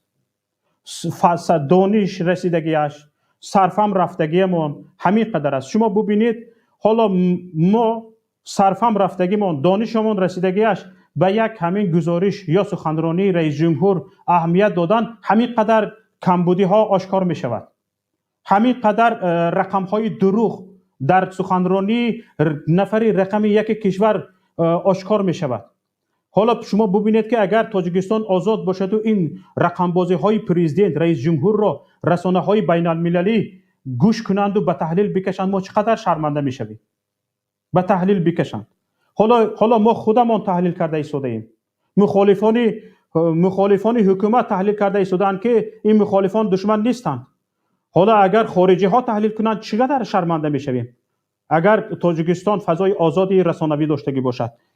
اما برادر عزیز، شما میگید که ما ایدئولوژی درست نداریم. برادر عزیز، من خودم شخصا ضد ایدئولوژی داشتن هستم. من خودم شخصا ضد ایدئولوژی داشتن هستم و شخصا ضد این هستم که در تاجیکستان ایدئولوژی ملی ندارید. حرفتون رو خواهش میکنم. یک ایدئولوژی حاکم باشد. وقتی که در تاجیکستان یک ایدئولوژی حاکم شد، ایدئولوژی های دیگر را پشت پا میزند، نادیده میگیرد و در نتیجه نابرابری به میان میآید و در کشور حقوق مردم تامین نمی شود. برای همین در تاجیکستان باید برابری تامین شود و یک ایدئولوژی از ایدئولوژی دیگر بالاتر نباشد و یک ایدئولوژی رو گرفته، برنامه رو ساخته، این برنامه رو نباید بالای مردم تحمیل کرد. حالا ما باید از مردم بپرسیم که مردم چی میخواهد. سال هاست که حکومت تاجیکستان از مردم نپرسیده است که مردم چی میخواهد، فقط به مردم گفته است که من این میخواهم، من آن میخواهم، من به تو این کردم، من به تو آن کردم. درباره کتابخانه ملی گپ زدید برادر عزیز. بله، این بناهایی که حالا شما یک طرفی استودیو رو دیده ایستاده، در این طرفش هم چند بنایی هست که افتخار ما تاجیکان است. این کوهسارهای پربرف را میبینید، افتخار ما تاجیکان است. این بیهوده در پشت من نیست برادر عزیز. این کتابخانه هم بیهوده در پشت من نیست. این افتخار من است که من اینجا بنایش را گذاشتم، هم تو نگذاشتم. اما برادر عزیز گرامی، این کتابخانه حالا 20% به کتاب پر نشده است. کتابخانه با حشمت به کتاب را چیکار میکنید؟ این و ما میخواهیم که این کتاب، حالا ببینید برادر عزیز، اگر این گپ های من به باور شما اگر بدون دلیل باشد، خواهش میکنم شما به سامانه رسمی کتابخانه ملی جمهوری تاجیکستان در چی مییابید؟ چی چیزی به خودتان لازمی مییابید؟ خالی است. به چند کتاب ها پر کرده اند، از مردم طلب کرده اند تا کتابخانه رو به کتابخانه پر کنند، اما یگان غمخواری که به تحسین سزاوار باشد برای این کتابخانه نشده است از جانب حکومت. شاید یک قسمی از کتابخانه ملی که اینقدر با حشمت است پر از کتاب‌های رهبریت کشور باشد و با کتاب‌های رهبریت کشور تامین باشد. اما ما چقدر امروز عالمان داریم، چقدر زیایان داریم، چقدر نویسندگان داریم، شاعران داریم که بعضی از نوشته‌هایشان به حکومت تاجیکستان به پیشواش راست نمی‌باید. کتاب‌هایشان در آلمان چاپ می‌شود، در روسیه چاپ می‌شود، در امریکا چاپ می‌شود، اما در تاجیکستان نه. و این کتاب‌های زیایان ما، نخبگان ما را خارجی ها صاحبی میکنند. چی میشد که این تاک‌های خالی، رف‌های خالی کتابخانه ملی با کتاب‌های فقط رئیس جمهور نه، با چند لگن بردارانش نه، با کتاب‌های واقعاً زیایان ما در تمام جهان که هستند، از همین حکومت که پناه بردند به خاطر آزاداندیشیشان، به خاطر آن که نخواستند که ضد سلطه نفر سخن کنند، گپ زنند، حرف زنند. برای همین آنها بیرون شدند. در بیرون کتاب‌هایشان چاپ می شود، در بیرون حرمت احترام دارند، در بیرون ملکه دانششان را بالا می بردارند. انا برای همین هم برادر عزیز، درست است این کتابخانه افتخار ما است، با این افتخار میکنیم. لیکن کتابخانه که درونش خالی است به کی لازم است؟ کتابخانه که یک چیز به من معلومات لازم شود از سامانش درآمده دریافت کردن نمیتوانم، به ستالی یعنی به میز ویرتوالیش من داخل شدن نمیتوانم. به چی درد میخورد برادر عزیز؟ دوست عزیز تشکر زیاد در برابر اونه که با افتخار از اونه که افتخار دارم گفتید، من تشکر میگم از شما و این یک آغاز هست و یک نقطه بسیار هم خوبی است که شما امروز از اون گفته ایستادید که شما افتخار میکنید از بیناهایی که شما نسبتش در هر یک برنامه خودتون سخنهای تنقیدی میگید، لیکن کاری آن را کاری که بزرگی که انجام داده است امروز اعتراف میکنید. من به شما احسان میگم و منتداری خودم بیان میکنم. در برابر آن که گفته ایستادید که کتابخانه ملی تاجیکستان امروز از کتاب‌های ضروری بای نیست و نمیتواند که خوانندگان را قناعتمند کند، من یک نکته بسیار هم جالب به شما میگم.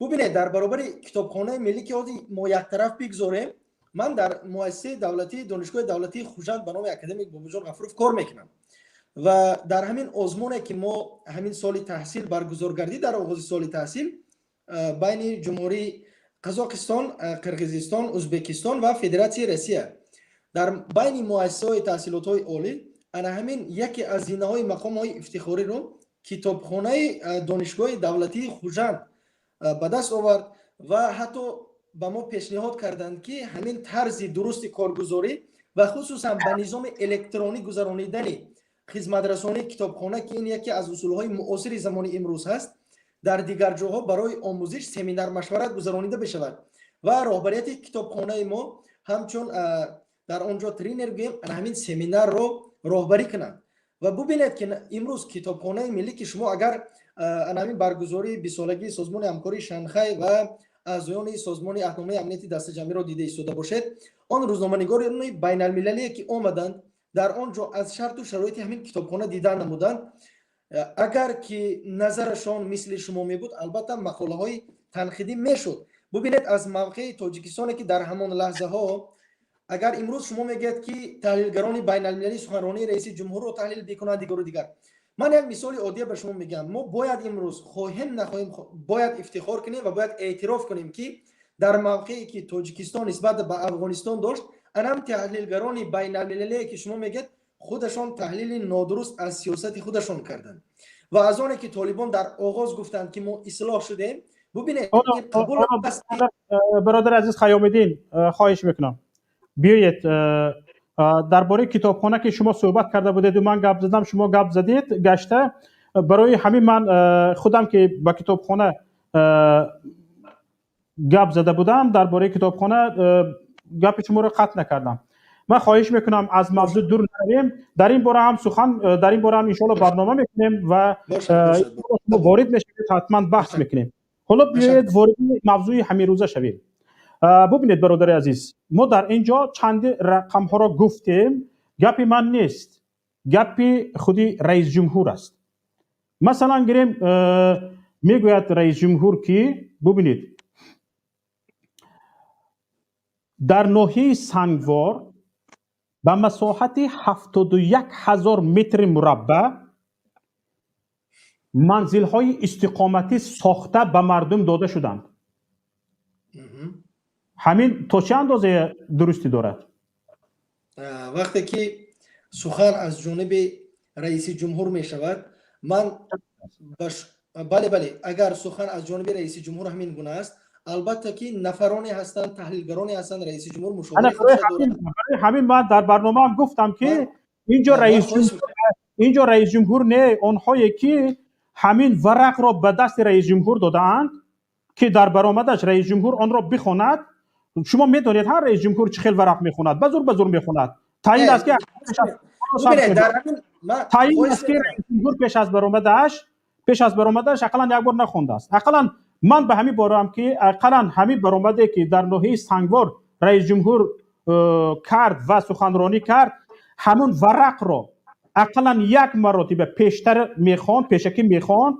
من به این باورم که همون با سوادی با دانش 30 سال پیش داشتهش که رئیسی کلخوز بود با همون دانش اگر کمتر اهمیت میداد این ورق را نمیخوند، میگردون میگفت چیکار میکنید؟ مرا احمق کردنی، شما ابله نشان دادنی. ندیده است، همین خیلی خونده رفت بیچاره. ببینید برادر شوکتی محمدی، اگر امروز شما میگید که از خواندن رئیس جمهور سخن میکنید، رئیس جمهوری ما در فضای صاحب دولت و صاحب کرسی پرزیدنتی نشد که آرام باشد و ورق را در دستش بدهند و تیار برآمده خواند. ما اثبات اونه که رئیس جمهور چگونه برآمد میکند، از ورق چه خیلی میخواند و آزاد هم چگونه برآمد کرده میتواند. ما در همون دوره وزبینی هم دیدیم، در صحبت های آزاد رئیس جمهور هم این گونه سخنهای خواهش میکنم که اگر مردم ندیده باشد گوید شاید باور کردنی بود یا که شما شاید میتوانستید از این استفاده کنید.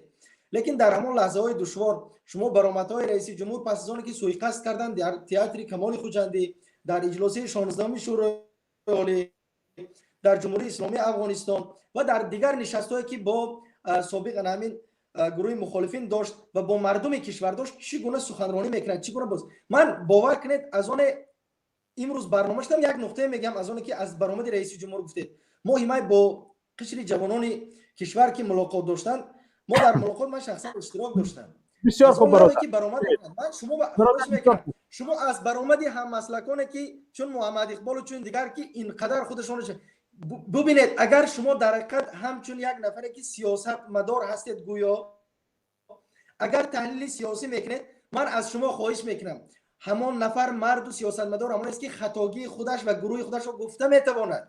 شما از آن قائل شوید که همین برآمدهایی که محمد اقبال صدرالدین میبرد، شما همان طرز و اصول را جانبداری میکنید، شما همان را میپذیرید. این سوالتون به من است یا به محمد اقبال؟ بله به شما است. شما همان طرز و اصولی که چون یک برادر شما چون یک برادر شما میپذیرید. اگر من طرز اصولی بردن برنامه محمد اقبال رو میپذیرفتم و اون کس رو پیروی میکردم، حتما امروز حاضر تماشابین من 1000 نفر نه 10,000 نفر میبود. چنان حیاهوی را اینجا می آفریدم که به هیچ گونه نمی آمد. برای همین چند چیز ببینید برادر عزیز، حالا شما اینجا گفتید که چند نفر شما درباره مسئله خانش گپ میزنید، درون خانش گپ میزنید، اویلش گپ میزنید و ها شما گپ میزنید. کیش از من شنیدید شما؟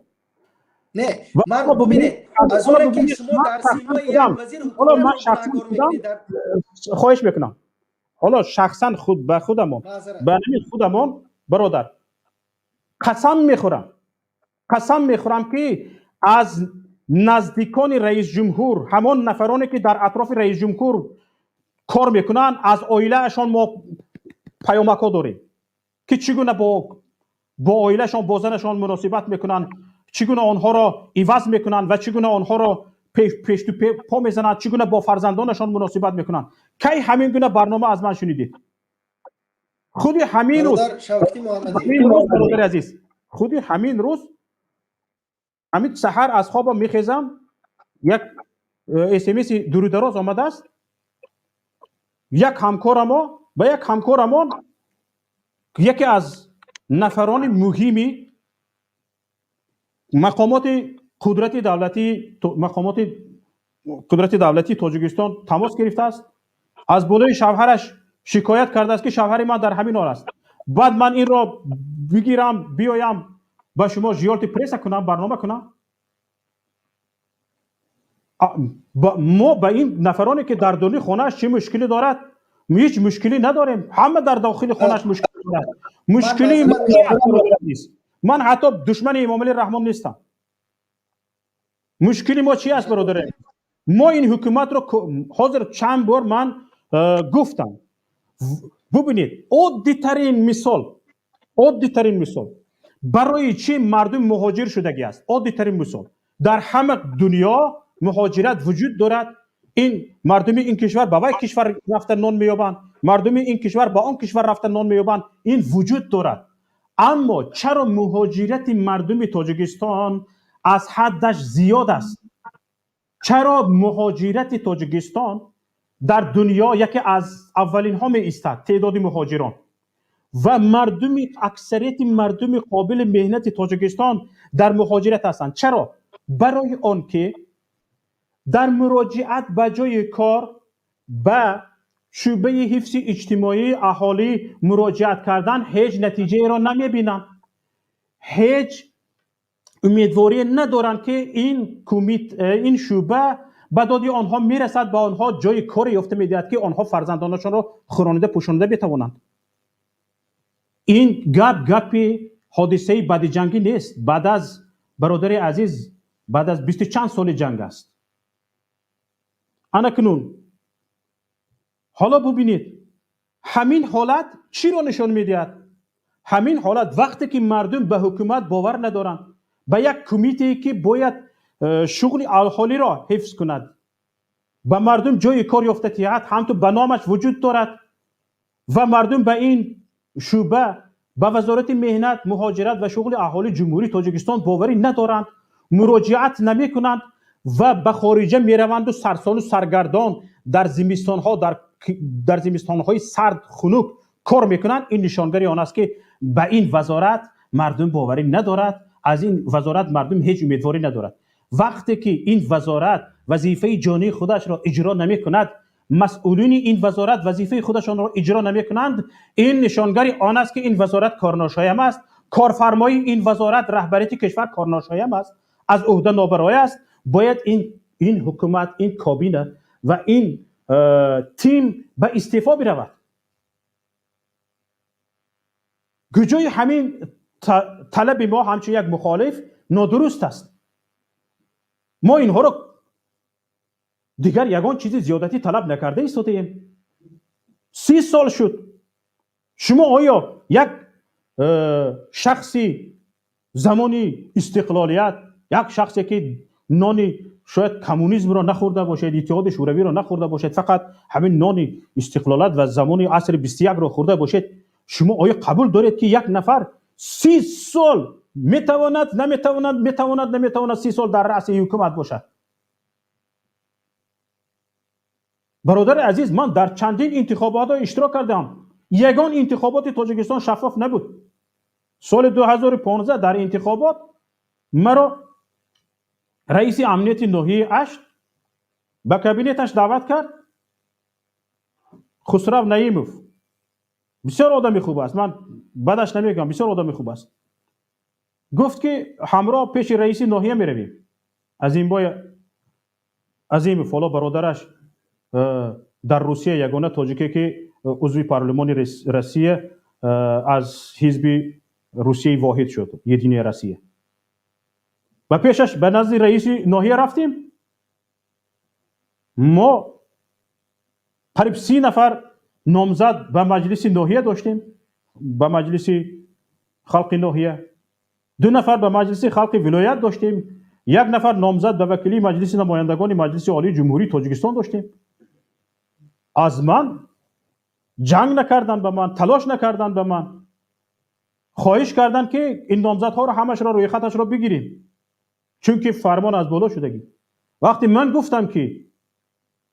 گفتم که رئیس جمهور برآمد، وعده کرد، عهد کرد که در تاجیکستان انتخابات شفاف و دموکراتی میگذرد، مگر انتخابات شفاف و دموکراتی همین است که این شما طلب دارید؟ گفت که دادر عزیز، تو گپ‌های تلویزیون مانو، گپ‌های پروتکلی مانو با دنیا واقع بینانه نظر کن. حالا طلبات رئیس جمهور همین است که من میگویم. رئیس امنیت ناحیه گفتن که حالا طلبات رئیس جمهور همین است که ما گفته شدیم، همین نامزدها باید بروند. من هم مجلس به نامزد به وکیل مجلس خلق ولایت، هم خلق ناحیه بودم. اقلا گفتن هر دوش یکیش بگیر. اول مجبور کردن که من از نامزدیم رو از نامزدی مجلس خلق ولایت بگیرم. بعد مجبورم کردن که از خلق ناحیه نامزدیم رو بگیرم. وقتی که من به این استوپکا آمدم نامزدیم رو بگرفتم، باز دعوت کردن گفتن از خلق ولایت هم میگیری. نگرفتم. بعد همین خیلی سر شد تعقیب و فشار. کودکم را بردم، به پیشانیش سلاح راست کردم، به شکمش کار درست کردم. گفتم که به پدرت رسان یک بار دیگه داناگی کند. انا دیدی ما کجا میرویم میدانیم. تو رو میکشیم. وقتی که من به شعبه پلیس مراجعت کردم، شعبه پلیس گفتن که شاید فرزندت چپ کینوی بیویک دیده خو رفتگی باشد. این خیلی نشده نشتر کار. حتی عریضه هم را قبول نکردم. شما درباره کدام حکومت گام میزنید؟ از کدام حکومت پشتیبانی میکنید؟ حالا جای ننگ است که این گونه حکومت پشتیبانی شود. این گونه حکومتی کار نشم. سلامت باشید برادر. حالا این تا این حد ایستاده گذاشتم و به سوالهای شما، به ملاحظه های شما جواب گفتم. این معنی آن را دارد که برادر من به خاطر به شما احترام دارم. احترام شما در نزد من است. آینده تاجیکستان گپ میزنید، بعد از آن از واتساپ زنگ قبول میکنیم. آینده تاجیکستان بفرمایید.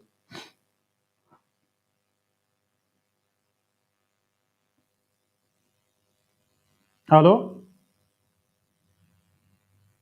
آینده تاجیکستان گپ میزنید؟ عمر بفرمایید. عمر.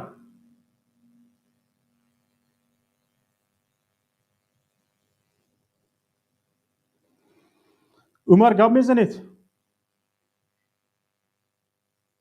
عمر میکروفونتون را فعال کنید بعد گپ بزنید. خواهش میکنم. الو. السلام علیکم و رحمت الله و برکاته. و رحمت الله و برکاته. اکا شوکت میزای باشی همین برنامه درباره چی بود؟ بسیار خوب برادر، خواهش میکنم اولی برنامه ما را گوش کنید، بعد از اون وارد شوید. حتما به شما سخن میدیم. همین بفرمایید. امین. السلام علیکم. با بار دیگه در اومدم، بخشش خیلی که مجبور شدم. اما با او درجه در موضوع صحبت نمیدونیم. مقصد او درجه شما در قرقیز دو آدم با دو آدم دیگر زدن، سنگ باران کردن. آدم قرقیز یک زنک دیگر نمیدونم که قطعی شوهرش در برنامه آزادی امیرزونه شنیدم. ما با سوی افغان گپ میزنیم. مقصد تاجیکای ایسوسو ما در درون خودمان دو تایگمون او روز سراغ یگمره را برای چی؟ برای که هم مرز گذشتنی بوده یا نمیدونم مقصد چیزی داشته، هم بانگه یا گیرینه یگون گرام داشته. خیلی با او درجه اینه که یک عمر بتی سراغ اقلانی چینه 5 ساله 10 ساله مقصد یک قدری بعد نیده. اینا با دو کودک گرسن برون کن با درجه مقصد هم تا مدیره تورتونا بگین که هم کامنتر هم وقتی هم پراموی فیلده وپشه در کار نیست. برای که مردم گپای شما را گوش نمیکنه که همین سبب مقصد شما به او دا گپ زده رفتن میگیرن. این پاتو نمی ایش کاشکی نمی حتی علیه کوره باید تایگش یاسمینه کیه با چند تا کاروچی برا درک میکنه که شما این برنامه میسازین و مقصد چی میکنین نه لایک میمونن. یعنی پروسه شما را نمیجا میوان ایش کاشکی میکنه. شما را میجا مقصد در برنامه قضا میکشین به خوبی مقصد فکر میکنین چی میکنین برای آینده تاجیکستان، فرد تاجیکستان. این سوسو ها بچه بای درجه را خیلی بعدی برنامه بمون کامنتر کسی چیز می نویسه بنویسه. در این برنامه و افشه هم کامنتر را روی نکنین. بعد در این که مقصد بعد کمی دیگه مقصد هم خواهش میکنم انصاف کنید که اینجا ما به شما جای سیویدانی جا نساختیم. ما اینجا با خون جگر حرف میزنیم، با خون جگر گپ میزنیم، با خون جگر متریال جمع میکنیم تا اینکه شما یک چیز رو بفهمید. این مردم تاجیک عادت کرده است از همین مکتب که سر میکند مردم وقتی معلم پشتش را به طرف تخته صنف میگرداند بازی را سر میکند. اینها همین را آموختند. دیگر تا مردنشان همین خیلی میرود. دیگر نه حقیقت را شنیدن میخواهند، نه پیشروی را میخواهند، همین خیلی غلام بودن را میخواهند، همین خیلی غلام موندن را میخواهند و همین خیلی غلام زندگی کردن را میخواهند. بگذار با همین چقچق و تق تق باشد، همین یک دوسیه چقچق و تق تق دو، همین قدر حد و حدود آزادی، شناخت آزادیشان همین قدر که در واتساپ یک کمتر چقچق کنن، در وایبر یک کمتر چقچق کنن، در چت یوتیوب کمتر چقچق کنن، یک دیگه دیویژن کنن. اینا آزادیشان همین قدر است. این یک تبع غلامی است. در اینجا میتونید در اینجا شما بجای این بیهودگویی ها میتونید حرف های ما را به چالش بکشید، با گفته های ما ملاحظه ها داشته باشید، با خطاگی های ما ملاحظه ها داشته باشید. رقم هایی که اینجا ما گفتیم بگویید که نادرست میگویید یا اینکه تصدیق آن را بگویید و در ناحیه خودتان چه حادثه شده است میتوانید بگویید که ما از آن بگیریم، معلومات بگیریم. نخواد اینکه یک اینجا مردم خون جگر شده درباره پیشرفت تاجیکستان گپ زده ایستاده است، برای اصلاح کمبودی ها گپ زده ایستاده است، تو یک دیگری به سردچکه فرستانده و گل دسته فرستانده و سلام علیک کرده شینی. خدا شرم دارید باور کنید برادر خواهران عزیز. شرم هم چیزی نقض است. درست میگوید این برادر عزیز ما. حالا یک زنگ از واتساپ قبول میکنیم، بعد از آن باز نفرانی که به استودیو وارد شدن به آنها سخن میدیم. بفرمایید. سلام علیکم. و علیکم السلام و رحمت الله و برکاته. شما سازن برادر عزیز، ما خیلی شما را انتظار کردیم. از شما پیش از همه عذر میخواهم، عذر بیادت، امیدوارم عذر ما را قبول میکنید. بفرمایید. الو گوش میکنم شما را. بفرمایید. آواز اومد؟ هست صدایتان، بفرمایید. شده 4 مینوت من شما اجداد کردم که شما قدمه گپ زنید. بله، تشکر به شما برادر عزیز. اینجا به من کارمندان تکنیکی هم رساندن که شما 44 دقیقه ما را انتظار بودید. پیش از همه از شما معذرت میخواهم برادر عزیز. احمد اکش فقط ما امیگرا گفتنیم که همین شما حاضر موضوع که من داریم، اولا موضوع شما منطقاً، بعد علماً، از جهت زبانی خطایی. مثلا شما مونده که نام موضوع شما میخواد که این موضوع خنداور یک برادر مینت دوست با صاحب گاوا خیلی موضوع مونده شما. بله. همین موضوع شما همین موضوع یک موضوع خنداور. بله. اگر یک آدمی مثال فرهنگی بدون گوش کن داوم شما گوش کن. اگر مثال یگون موضوع یگون آدمی فرهنگی بنا یا که یگون آدمی که زبان ملی تاجیکی را زبان ملی که از طرف پرزیدنت جمهوری تاجیکستان همواره دستگیری می‌یابد، اگر بنا خندش میگیره با موضوع شما و در موضوع شما من اصلا چهره شما را دیدم. من شما گفتم که اگر شما کمیک کنم خیلی خند آدمایی که سال آدم هم میخندونم. بعد دیگه موضوعی که شما گفتن که روبر دولت پرزیدنت جمهوری تاجیکستان پشوای ملت محترم جناب دولی آقای رحمان در شما قانونی در سنگبار گفت الو چاپلوس محترم دوری بعد نرا گوش کردین؟ بله گوش کردین. برادر که از واتساپ زنگ زده شده یک دقیقه خواهش میکنم. نفرانی که از استودیو گپ زده شدید خواهش میکنم ما حرف دیگران را گوش کردن را یاد گیریم، تحمل نظر دیگر را داشته باشیم. خواهش میکنم. برنده برنامه گوش کرده ایستاده است. شما خواهش میکنم گوش کنید. شاید درست میگوید، شاید ما خطا کردیم، باید اصلاح شویم اگر اون درست باشد. بفرمایید. بعد من گپ زنم. بعد مسئله زمینی که شما گفتین که زمینی تاجیکستان در این خیلی خوب، مثلا در ناحیه وسط در یک حاصل در یک زمین 3 حاصل میگیرن در یک موسم. 3 حاصل. شما فکر کردین؟ الو گام میزنیم. بفرمایید. 3 حاصل میگیرن در یک موسم 3 حاصل. انا شما میره تصور کنید در حدود جمهوری اسلامی هم خیلی زمین های هستن که 3 حاصل میتونن. شما اینجا چی میگین؟ درست. بعد اموری که از طرف اکما گاودان و اکه شوکت حالا شما از کجا زنگ زده شدید برادری که از واسه هستید؟ الو برادری که از واتساپ زنگ زده شما از کجا حاضر زنگ زده شدید؟ از کجا؟ الو در کجا؟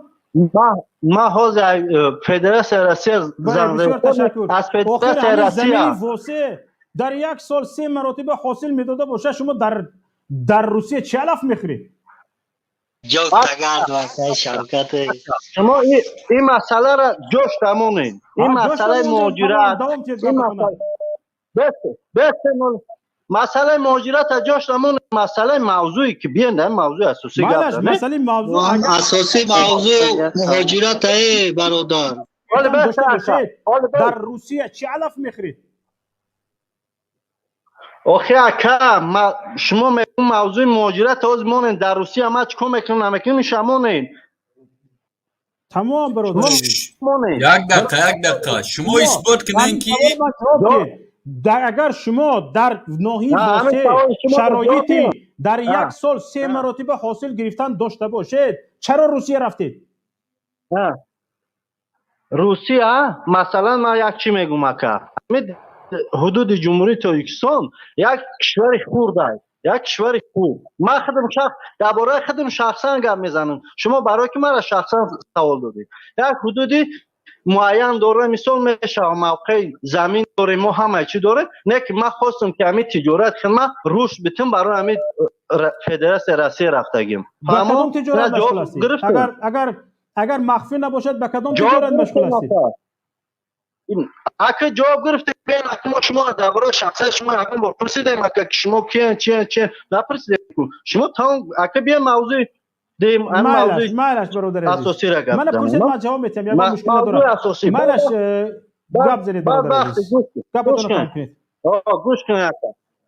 بعد وقتی که در روبر دولت پرزیدنت جمهوری تاجیکستان از منبر در بین مثال 1000 آدم 2000 آدم برآمد میکنه او روبر دولت همه چیزا اولا تحقیق میکنه تحلیل میکنه همه همین را دیده بعد گپ میزنه. بسیار خوب. فکرتون رنگ شما وری که موضوع را دیده اومده هوایی گپ نمیشوه. بسیار خوب برادر عزیز. فکرتون قبول. تمام برادر عزیز. یعنی فکر شما باور شما این است که ببینید برادر عزیز باور شما این است که رئیس جمهور آن را خوانده است دیده است تحلیل کرده است دانسته است بعد گپ زده است دقیق. تشکر به شما. حالا برادر عزیز شما برادر عزیز حالا تشکر و صدایشان رو خاموش کن که به نوبت گپ زده نمیتونن. حالا برادر عزیز که از واتساپ زنگ زدید حالا ما رنگ شما نگفتیم ما گفتیم که به پرزیدنت دیگران متن رو آوردن یک بار خونده ندیده است وقتش هم شاید نشده باشد همون ورق را خواند گذشت. حالا شما گفته ایستادید که پرزیدنت اون ورق را خودش خوانده است تحلیل کرده است برآمده است همه جهتش را دیده برآمده خوانده است. شما با همین گپتون پرزیدنت را ابله گفته ایستادید. میفهمید؟ دیگر ابلهان آن گزارش را آماده نکرده اند و پرزیدنت نخوانده است بلکه خودش تحلیل کرده برآمده است و این رقم های دروغ را خودش ساخته است. یعنی ابله رقم 1 خودش است. بله ما این را گفتنی هستیم که در اطراف پرزیدنت نفرانی هستند که او رقم ها را می نویسند از دروغ و پرزیدنت میتواند بخواند. یعنی میخواهند که رئیس جمهور یک کشور را در نزد مردمش و جهانیان ابله نشان بدهند. ما این را گفتنی هستیم شما باشید خود رئیس جمهور را همین غیر مستقیما ابله گفته ایستادید. این بسیار بد است برادر عزیز که اگر یک رئیس جمهور همه او نوشته ها را دیده باشد، دانسته باشد، حساب کرده باشد، کتاب کرده باشد، بعد خوانده باشد، بسیار بد است. از این میبراید که تماما این پرزیدنت با ودوان گدگان دگدان تمام یگان چیز کلش نمیقپد. شما بسیار حرف بد گفته ایستادید برادر. حالا هم ما انصاف کردیم، گفتیم که این گپ دیگه رو نوشته دادگی پرزیدنت یک بار اقلا نخوانده خوندگی همین قدر از پرزیدنت ما عیب تراشته ایستادیم و گفته ایستادیم که دیگران میخواهند از پرزیدنت کودن تراشند، یک نفری ابله نشان دهند.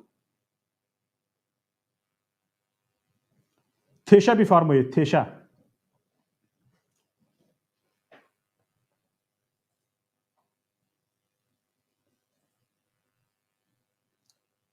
تیشه هستید؟ محمد بفرمایید. سلام علیکم. بفرمایید. امیدوارم شاد باشین اخی شوکت. تشکر باشین. اخی شوکت جان نوبت ما رو پس انداختید. ما همینجا هستیم. میکروفونم کشتگی بود. تیشه نوبت محمد خواهش میکنم صبر کنید، واقعا نوبت تیشه بود. بله. گفتم گپ نزدن. بفرمایید برادر. درود و رحمت خدا بر شما باد. درود و رحمت خدا بر شما باد، بر تمام تماشابینان، دوستان برادران تاجیک مسلمان. و بسیار شما یک چیز بسیار خوبی را سعی کردید. عیناً همین خیلی هست و اون نفرایی که میبرویند خودشون در مهاجرت هم باز میگویند همه 100% است. اینها من فکر میکنم اینها ناموس ندارن. این نفرها بی ناموس هستند. وقتی که 100% باشد تو کجا آمده روسیه؟ کجا آمده؟ و چی خود غم میتی 100% باشه همون وطن در کار بیست؟ دینا یک زن ما کم کم تاکسی میگردیم در مسکو. دینا یک زن باور میکنین میگه دادر جان جای خواب ندارم، در یک زمین کار میکنم. میگه پاهم خلو گرفته دستم. گفتم خواهر اپا جان گفتم چیکار کنیم؟ بیا بریم امو شرکت اکای عزت امان همونجا در یک مسئله میکنیم انشاءالله یک کوشش میکنیم شما رو روان. باور کنید که مردم یک حالی زور داره. این بیناموسا میبروین میگن همه 100%. شما شرم نمیداره یک بار چشم نوی کنه ببینین اپا خواهرای ما مادرای ما با چی عذاب و مشقت در اینجا روز بردستن؟ شما بیناموسای چاپلوسا میبروین میگن 100% همه یگان کم بودی نیست. جناب با پیش ایزان نمیکشه. شما چی به شما ایقا ناموس تو نفروختین؟ اگر این همه 100% باشه برای چی داخل میشود تاجیکستان محصولات؟ برای چی داخل میشود؟ ادیان برای چی قیمت های؟ برای چی ما خودمون تامین کردن نمیتونیم؟ وقتی گپی شما حق باشه برای چی ما وارد میکنیم ای دیگه دولت ها خوراکواری؟ بله. در تاجیکستان اکای شوکت جان همه چیز داریم. آب داریم، طلا داریم، تمام چیز داریم. لیکن همه بالاتر با دوز داریم. دوزدو داریم که همه را غارت کردستیان. برای همین دولت ما پیش نمی رود. برای همین دولت ما را شکستگی هستند. همین ها شکستگی هستند. بایگری دولت ما را دزدیده. یک تاجیکستان قشاق و فرسوده ای که 30 سال شد 30 چند میلیارد دلار در شاتش برده جا کده ای جای پول جمع کرده. بله. آیا سوال به میان میاد کو چاپلوس برا جواب بده؟ ای جای پول جمع کرده مدت 30 سال برد ماند. پول کیه؟ پول کی بیناموس ای که در روسیه مهنت کردی و پول بردی ده اونجا سپردی و برد شد شما. تو بیناموس با میبروی در اینجا گپ میزنی. سلامت باشه. حالا نوبت به محمد. تشکر بتیشه. محمد بفرمایید. هستید اینجا؟ بله سلام علیکم اخی جان. رحمت با شما، رحمت به همه برادرای مخالفه که هم خیلی برنامه میسازن، عذاب میکشن، مهنت میکنن که مردم شعور سیاسیشون بلند شود. یا چه از سیاست برادر از کام نقشید آوازم خوب شد. بفرمایید. 190 احسان میگم با شما احسان همه وقت بعد نماز انشالله دعا میکنیم در حقتان نه تنها در حق طاقت شما در حق همه مردم مظلوم و مردم مهاجر و مردم مبارز خداوند همتون نگهبان باشه خداوند قوتتان بده جسارتتان بده که با قوت باشین انشالله رحمان یا پوفای همین پروست مردم ترساندیم من یک سوال داشتم که شوکت جان اگر اجازت باشه موضوع هم بیرون باشه التماس اجازت میتین که سخن مکنم که بله همین حکومتی ها مقصد همین ساختاری امنیت مقصد فرق نداره که بیای این بیای گرچندی کدوم ساختاری باشه مقصد ساختاری همین امنیتی ده واینی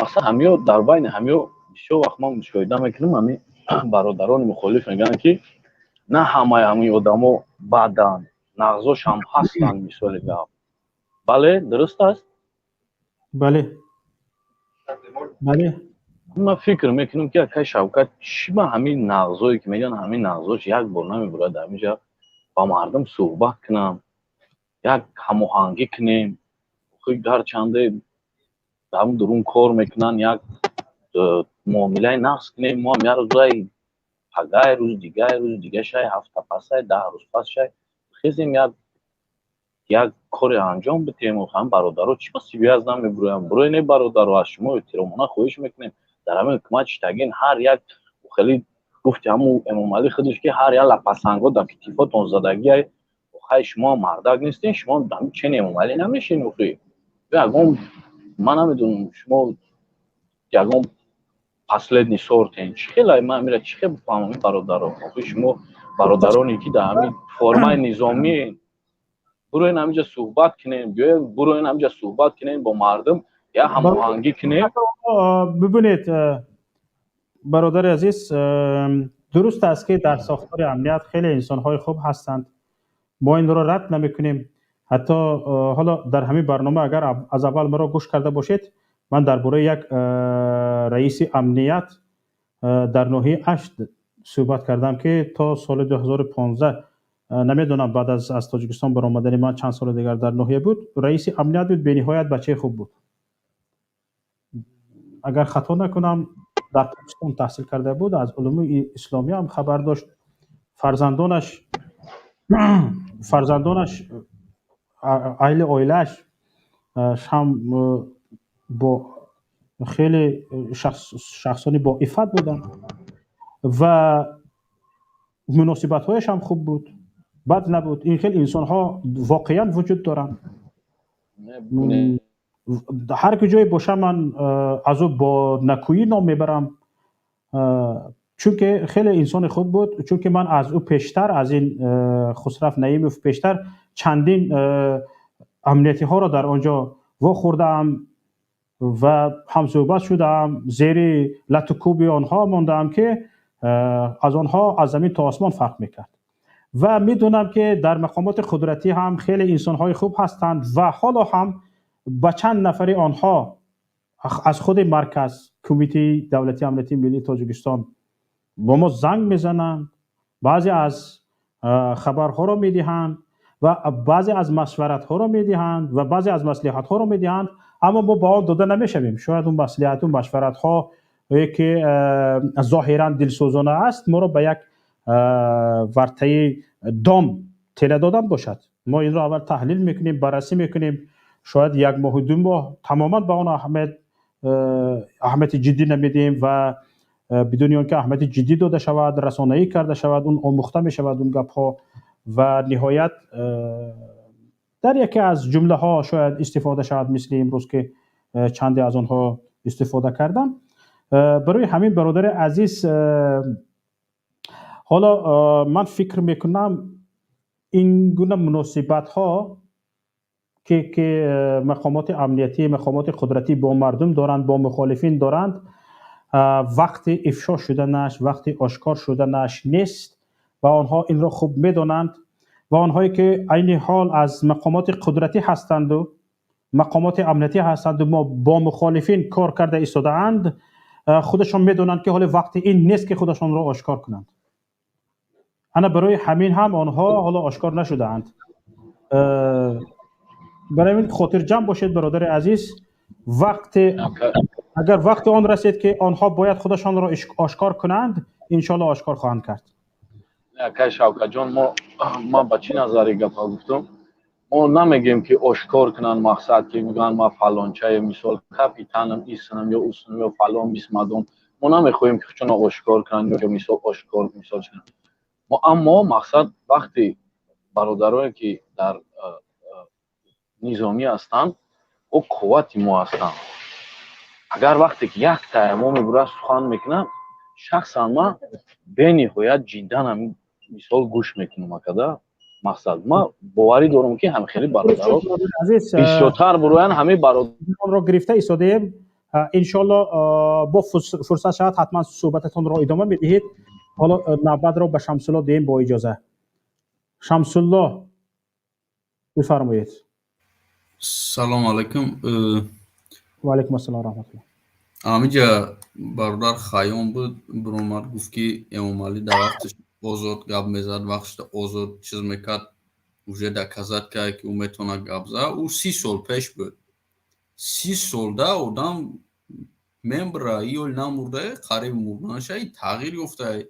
در 30 سال همه یک از 30 سال پیش یک کار کرده، گفته با 30 سال بعد هم باید بیا هم کار بکنه.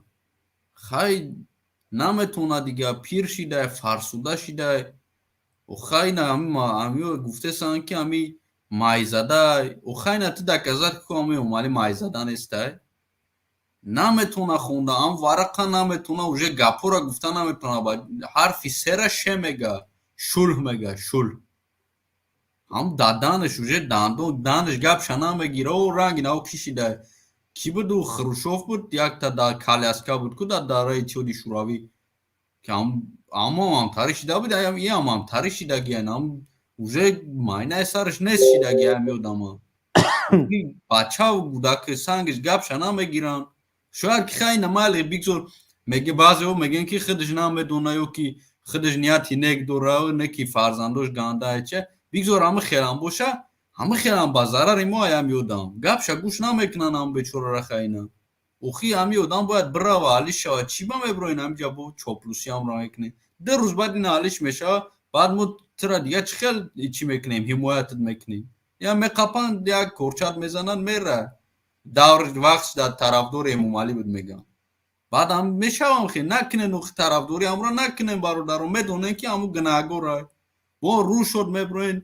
بعد اوی که نمجد مید چد در ایش با ایش گاب میتن چی کمک ندن او قسمی چی او را برادر شفقت پدر مادرشون هم تریه، همین آدم های پدر مادرش تربیه میگیره. ما اینا باید میگن خیلی فرزندو خطاب بگوی نمیکنن، باید خیلی تاکید میکنی یا که خیلی نمورید دیگر رو همین آدم پدر مادرش نگاه که کلان میشه، انی خیلی که پدر مادر رو هم تریه به تربیه به صاحبی نمی وقت چون گناهگار نیستن، پدر مادرشون هم زایده پرده دیگه نمیگردن کنکواکی که دمکتب هم تریان در نمی و اینا اروپا را بینین چه خیلی فرزندشون ما به تربیه موندگیم، ما به نظارت که ما نمیم ترشیدیم. ای کودکی و میبرن در صدیکو در ایجا اوجا نگاه میکنن تربیه میکنن، ما در قدی کوچه بازار سلف هم فروش دزدک خیلی تره سوز میشه. ایشالله سلامت باشین. سلامت باشید برادر عزیز شمس الله. حالا شعرهای الله بفرمایید. یک زنگ از واتساپ هم هست فکرم. بعد از شعرهای الله واتساپ. شعرهای الله بفرمایید. سلام علیکم و رحمت الله و برکاته. یا خودتون گپ میزنید، نومتون چند تا شعر است شمیرش نیست. اویجا هر یک شعر بچه که شوکت زیخ نشو. ما چی گفتنیم همون آدمی که بسیار نمیتش به روی کشاده گپ زد و یادش در واتساپ همونا را بگو که همه کودکات تو این مکتب میرود، هم کودک بگو چند کتاب خریدی بگو او معارف اگر او آباد میشه داخل اول معارف آباد میشه و همه گم که اکای شوکت همه آدم که گو کهکن شد در گیر نواش همون گو کهکنا جمع میشوند. برای همه شما خودتون از یک نکنه برای حریتش استعفا به همه سلامت به همه شما برادر. بله تشکر به شما برادر عزیز. آزاد بفرمایید. پیش از آزاد اول واتساپ رو قبول کنیم. ببخشید معذرت میخوام. واتساپ گپ زنید. نصفری که از الو سلام علیکم. الو سلام علیکم. و علیکم السلام و رحمت الله و برکاته. برادر عزیز بفرمایید. تشکر زیاد که برای من فرصت دادید برای در برنامه شما اشتراک کردم. و ما مثال میگیم که ما استحصالات نداریم و نداریم. مثلا استحصالات بزرگترینی که ما داریم ما آدم استحصال میکنیم. ده تاجیکستان ما با استحصالات آدم یعنی که در جایهای گوییم که ممکن که اولینا باشد همین با کشورهای افریقا برابر باشد. در صادرات جوی کوری گوید اقلا بید با استحصال آدم نگوید. خیلی تولید آدم ده گوییم مگر نه افزایش استحصال آدم تولید آدم خواهش میکنم یا که افزایش اهالی مثلا گوییم ده. من همین گویم که سال 2008 2009 تا همین سال تا 2021 اهالی ما قریب 2 مرتبه افزایش یافته است. این را مثلا میشد برابر کرده با کشورهای مثلا گویم که افریقا و با کشورهای اصلا هم قشنگترین دنیا که من تا افغانستانم که از سال گویم که بعدی جنگی که شوروی از اونجا برآمد مثلا 3 مرتبه اهالیش افزایش یافته. و ما بسیاری از متخصصان اقتصادی میگویند که افزایش اهالی این مثلا برای کشور خوب است، یعنی که این مثلا قوه کاری تولید میکند و دیگر. اما در مسئله کشور ما این مسئله خوب نیست، زیرا که با این مثلا این یک مشکلات اجتماعی رو به میان میارد و همین به تربیت ماندن مثلا همین فرزندای ما در همین است که عائله های زیاد مثال اهمیت نمیدن، یعنی که یک فرزند یک خودروی تولد می شود، مثل یک علفی گویم که بیگانه مثال تولد می شود، یعنی که وقتی او بزرگ می شود با اون وقتی مثلا پدر و مادر هم نمیذاره که در تگ مشکلات گویم که سخت اجتماعی قرار دارن، همین طور بزرگ میشد. و این قطاری مثلا مهاجرایی که در مسکو میرند و مثلا روسیه میرند و دیگر اونها رو باز زیاد میکنه. من در مورد مثلا مهاجرت هم میخوام گویم ده. من مثلا در مورد مهاجرت همین که من بسیار کشورها رو دیدم. من مثلا اگر گیریم مقایسه کنیم با دبی، من در دبی مثلا تعدادی گویم که هندو بعد پاکستانی و بنگلادش مردم بنگلادش بیاد زیادن و اونها هم تقریبا من اگر گویم که از جهت نرخ تقریبا همونقدر پول کار میکنن چقدر که مردم ما در گویم که در روسیه و امکانیت هایی که مثلا اونها دارن در دبی مثلا در همین کشوری گفتیم که موقع ترقی کرده نسبتا محدودتر است با از اون امکانیت هایی که مثلا ما تاجیک‌ها داریم در روسیه. مثلا در روسیه ما میتونیم شهروندی روسیه رو قبول کنیم، همین طور است. بله ما میتوانیم مثلا صاحب کاری کنیم، صاحب کاری میتوانیم به حضور آزادانه صاحب کاری کنیم، مثلا ایپ کشویم صاحب کاری کنیم، او کشویم مثلا و مثلا صاحب کاری کنیم ده. اما از بس که مهاجری که از تاجیکستان میآید مثلا سواد کم دارد و زبان روسی چی است که مثلا آموختن زبان روسی خوب برای مانده نشده است. وقتی که تو در کشوری میبینی که برای تو اینقدر امکانات برات مهیا ساخته است، تو اقلا همون زبانی همون کشور از خود کن که توانی از این امکانات استفاده کنی. مثال گپ ده. بله بعد یک چیز دیگه من مثلا گویم که مسئله اجتماعی بسیاری میگویند که تاجیکستان یک کشور خرد است، کشور این خیلی مثلا چی است، ما مثلا کشوری بزرگ نیستیم، امکانات ما محدود است، فلان است، چنان است. نه خیلی من همین از روی گویم که همون فهرست جهانی که مثلا همون کشورهای اصلا ترقی کرده دنیا اگر نظر کنیم، از 10 کشور ترقی کرده، از 10 کشور بویترین دنیا گویم اگر بویترین دنیا ҳафтаи он кишварҳои хурд ҳастанд ба монанди норвеж, ба монанди свис, ба монанди масалан гӯем ки ҳолланд, ба монанди масалан гӯем ки дубай, аморати масалан муттаҳидаи вай, ба монанди Сингапур, ин кишварҳо хурд ҳастанд ва хурд будан як кишвар ин масалан барои вай имконияти иқтисодӣ боз хубтар медиҳад, мефаҳмед, барои тараққӣ кардан. بله درست. من از ساختاری درباره ساختار تشکر زیاد به شما برادر عزیز. ببینید تخمینا در تاجیکستان طبق آمار 9.5 میلیون اهالی وجود دارد.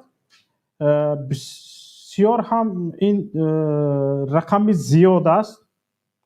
تقریبا زیاده از 2 میلیون اهالی تاجیکستان در اینجا زیاد نشان داده شده است و برای زیاد نشان دادن اهالی تاجیکستان حکومت تاجیکستان چند برد میکند.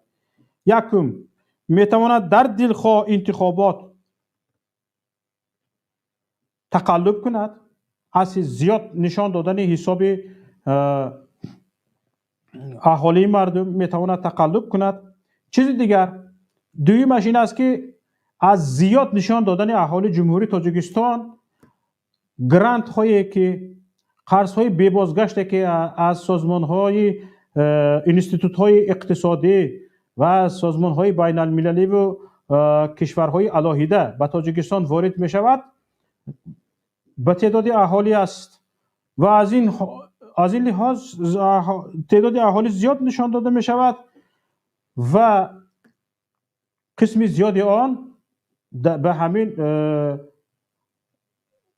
انبار اویله رئیس جمهور برده خالی کرده می شود و از این اهالی هیچ برده نمی کند، فایده نمی بیند و حالا من باور ندارم که اهالی تاجیکستان زیادتر از 7.5 میلیون باشد. من به این باور ندارم. باشد اهالی جمهوری تاجیکستان 7.5 میلیون است، از این زیاد نیست. این 2 میلیونش زیاد نشاندهی است، همین رقم بازی است. تمام از این رقم بازی خیلی تاجیکستان، حکومت تاجیکستان غیر مقصدناک استفاده میکند. یعنی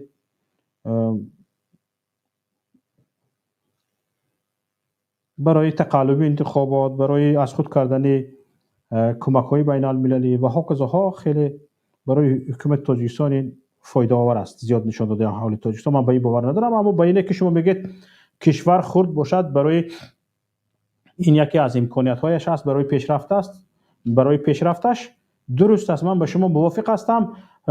حالا همین امکان را تاجیکستان هم دارد، همین امکان در تاجیکستان هم وجود دارد که از همین خردی تاجیکستان و از زیاد بودن ثروت های زیر زمینیش استفاده کند و پیش رود. حالا ببینید یک چند کشورهای اروپایی که امروز اقتصادشان نهایت پیشرفته است، نه نفت دارند، نه گاز دارند، نه یگان ثروت های زیر زمینی دارند، هیچی ندارند. بالای این که هیچی ندارند، ماشین هم استحصال میکنند، خوراک هم استحصال میکنند و دیگر چیزها هم تکنیکا و هاکذاها استحصال میکنند، اما نه ثروت های زیر زمینی دارند، نه نفت دارند، نه گاز، نه طلا، نه نقره، نه آهن، هیچی ندارند. ما اگرچه گازی زیاد نداریم، نفت زیاد نداریم، سنگ های قیمت بها داریم، طلا داریم، سرمه داریم، سرب داریم، آلومین داریم، همین چی میگوید الیمنت های خیمیایی در تاجیکستان وجود دارد. باید استفاده کرد و نیکو احوالی تاجیکستان را باید بلند کرد. اینها همه این را میگیرند به کیسه میزنند، مردم سرسان و سرگردان و خودشان از آسمان گپ زدن میگیرند. یک کارگری وزارت کارهای داخلی، رهبری شعبه وزارت کارهای داخلی در یک ناحیه رو بینید، ماشین سوار شدگیش رو میبینید دهنت میکند. معاشش رو میپرسی از کجا هستین؟ یک مفتش اینا مرکز ور شده میگردد. از کجا یافته است؟ اون معاشش را یک بار نمیبینید که مردم تو این راه کجا یافتی؟ همه مردم میدونند که او پاره‌خور است، مفتخور است، فسادکار است. با پرونده مردم که او جنایتکار است یا جنایتکار نیست، جنایت را صادر کرده است یا صادر نکرده است، به دست همین جنایتکار رفته میفته. یک جنایتکاری پاره‌خور خون مردم خور که از حساب کیسه مردم به ماشین های پرقیمت سوار شده گشته است، او تفتیش میکند که یک نفر جنایت کرده است یا نه. روزمان همین خیر شده است. این را میگن حکومت کورنوشویان.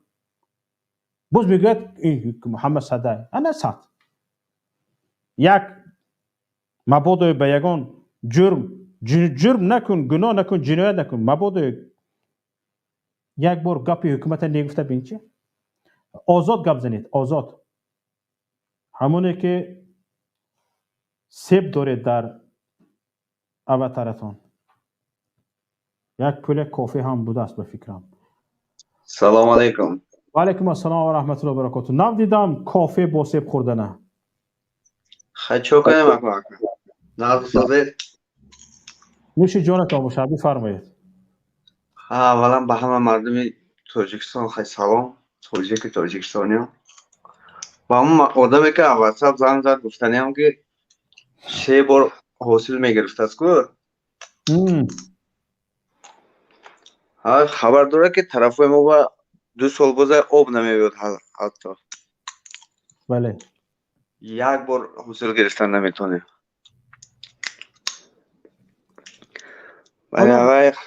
همین نوحه اجتماع در دوران اتحاد شوروی زمین تاکزار انگور بود، زردالو بود و چند نمودی میوه‌جات بود، درخت‌های کلان. حالا همین زمین‌ها را به مردم، به دهقانان، خواجگی‌های دهقانی حکومت فروخته ایستاده است. چندین سال است فروخته ایستاده است. مردم خودش شخصا آباد کرده ایستاده است. حالا همین زمین‌ها به همون دور اتحاد شوروی رفته نرسیده است. حالا هم همین زمین‌های انگور ایستاده است. انگورها خوش شده رفتگی، فقط نشانه اش موندگی، چند ستون پایه‌های سیم‌های کشیدگی ایستاده است در دوران شوروی. حالا هم همون زمین‌های خراب ایستاده است تا به همون مقداری که در دوره اتحاد شوروی بود حالا رفته نرسیده است. حالا این جناب میگن که 6 از فلان مراتب در ناحیه زمین زیاد شد از نسبت به دوره سال 1991 فلان برابر حاصل شد و هاکذاها. اما میبینم که شرایط هست، امکانیت هست. مثلا در ناحیه اجتماع تا به همین حالتی زمان اتحاد شوروی حالا گشته رفته نرسیده است. بسیار زمین‌های انگورزار را ویران کردند، زردالوزار کردند، به تابع دل خودشان دهقانان کردند. اما حالا هم همه زمین‌هایی که در دوران اتحاد شوروی حاصلته بودند کار می‌کردند، خواجگی‌های دهقانی، سبخاز و کلخازها کار می‌کرد، تا به وی درجه رفته نرسیده است. حالا چند برابرش هم مونید، همین حالت خودش حالا دریافت نکرده است. برادر تشکر به شما. پیشوایی چی؟ نمیفره که پیشوای سرخور نویسید گپ زنید. سلام علیکم و رحمت الله. علیکم السلام و رحمت الله و برکاته. سلام خیر به کل مردم مهاجر میرسانم، به کل مردم تاجیکستانی و از شما آقا. تشکر به شما. بفرمایید برادر. دیگر نمیدونم چی بفرمونم آقا، هم پرابلم بسیار. تشکر به شما برای دستگیریتان، برای تشویقتان تشکر. عبدالله بفرمایید. السلام علیکم و رحمت الله و برکاته. علیکم السلام و رحمت الله و برکاته. خسته نباشید دوستم. زنده باشید. برادر جان، من در همین باره عزت امان شما یک خاطر رسان و برادران رو که مثال به طرف نباشن نمیره پیگیری کنن. امروز یک خبر خوشحال شنیدم که شاید آزاد شوه، شاید انشالله آزاد شوه. همین را گفتنیم. کمتر از موضوع شما مثال دورتر سخن کردم. مردم هفته میگیم که پیگیری کنن، مثال زاینترسونی باشن، به طرف نباشن و فعال باشه، مثل برادرانی اکای شوکت. خب دیگه چی گفتن یه مکه خدوان برای کار تو چشم مراو نگهبان تو باشه. تشکر زیاد به شما که جان. زنده باشید برادر عزیز. موفقیت به شما. از واتساپ نفری زنگ زده صدا بدن. الو. گوش میکنم. سلام علیکم. و علیکم السلام.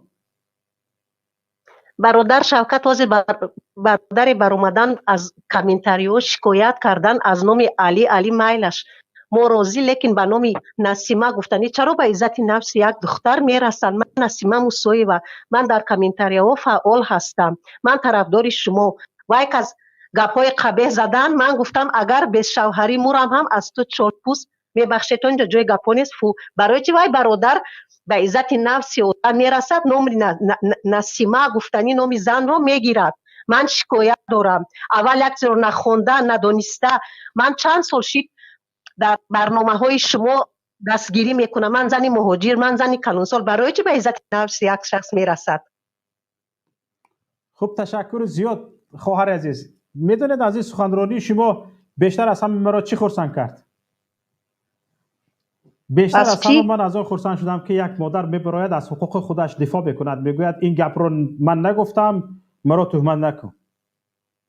البته فرض روز قیامت در نزد الله من از نام اون شخص اگر از من بخشش نپرسد من شکایت میکنم. برای چی مرا تحقیر میکند؟ من از این حرف شما خواهر عزیز پیش از همه خرسند شدم که یک خواهر میبراید از حقوق خودش دفاع بکند. یعنی پیروزی ما، پیروزی حقیقت نزدیک شده است. و خواهر پیش از همه به شما یادرس کنم که من نام یگان نفر را نگرفتم و شما نه برادری این را هم قبول کنید ببخشید شما نه در چت وجود دارند، در چت هستند که از تحقیر استفاده میکنند، به کار خودشان آورند، به نوشتجات خودشان آورند، به برنامه کم اهمیت میدهند. شما هم راضی باشید که این گونه شخصان وجود دارند. شوکت کو اگر ما کو زنی اگر میبخشیتون اگر ما زنی بیروها یا که اگر یگم زنی چی ببینیم حاضر عصر 21 تیک توک گفتنی هست، کلوب znakомства نیست که استغفرالله ما زنی مسلمانیم، ما مبارزه میبریم. وای من علی گفتنی شخص پیشنهادهای قبیح کرد، من وای را جوابش گفته دادم. این برادر باشد ناخونده یک زن دانسته، برای چی نام من را در افیر میگیرد؟ خواهر عزیز من نامتان را نمیدونستم و مسئولین نسیمه موسویه در افیر نو من فعال هستم. خواهش میکنم من در افیرتون دائما فعال هستم. خواهر عزیز نفرانی که چت را جایی که SMS پیامک می نویسند آنجا را مسئولین تکنیکی اداره می کنند و من در یک حالت هم به شنونده به تماشابین اهمیت دادن، با آنهایی که نفرانی که صحبت میکنند اهمیت دادن و هم این رو و چت رو اداره کردن از عهدهش نمیبرم، این دست من نمیباید، لیکن نفرانی هستند که این رو اداره میکنند، نفرانی که تحقیر نویسند تحقیرشان حذف میشود، با نوشته میشود که از تحقیر کار نگیرند، یک دیگر رو تحقیر نکنند، این چیزها آگاه کرده ایستاده میشود و نفرانی که تحقیر می-نویسند تحقیرشان حذف می شود. این گونه ما مسئول داریم، مسئولان از پی این کار هستند، لیکن آنها هم اینقدر تیز زود نوشته شده می ایستد که آنها هم فرصت نمی کنند که همه را حذف کرده باشند. پیش از همه ببخشید در اینجا اگر از شما یگان حرف سخت رسیدگی باشد، حالا که من نام نگرفتم من عمومی گفتم، به هر حال از شما گرامی معذرت میخواهم، اما از یکایک آنهایی که در چت می نویشید خواهش میکنم حرمت احترام یکدیگر، آداب احترام را رعایت کنیم و البته ما در اینجا یک گروه را داشته باشیم.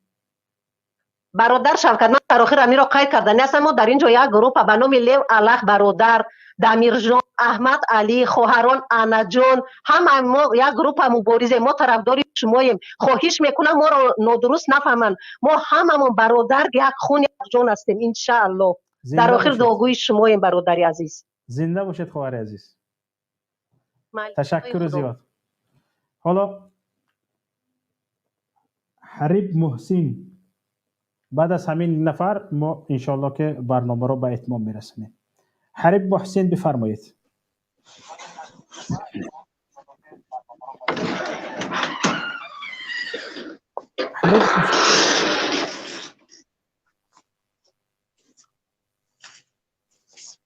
حریب محسن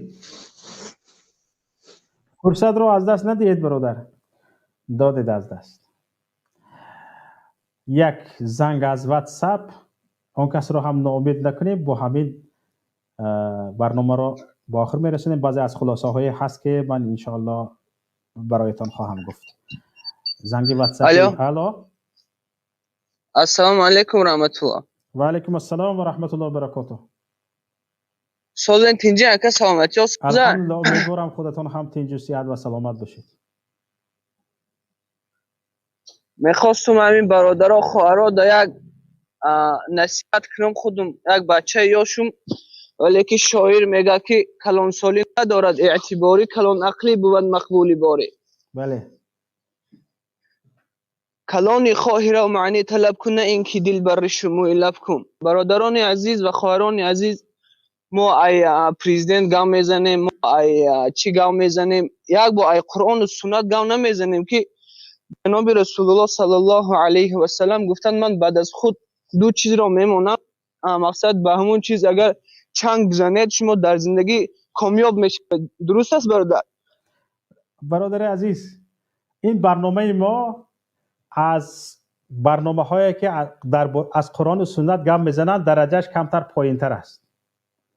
برای همین از قرآن و سنت گام نمیزنیم. گوش کنیم برادر. برای اینمی که مقصد برنامه ما از آنه که از قرآن و سنت گام زده باشه از این حد پایین تر است و برنده این برنامه هم ملکه دانشش تا آن حد نیست که با دیگران از قرآن و سنت برادر جان بخشش پیش تو اینمی سخن. تشکر به شما.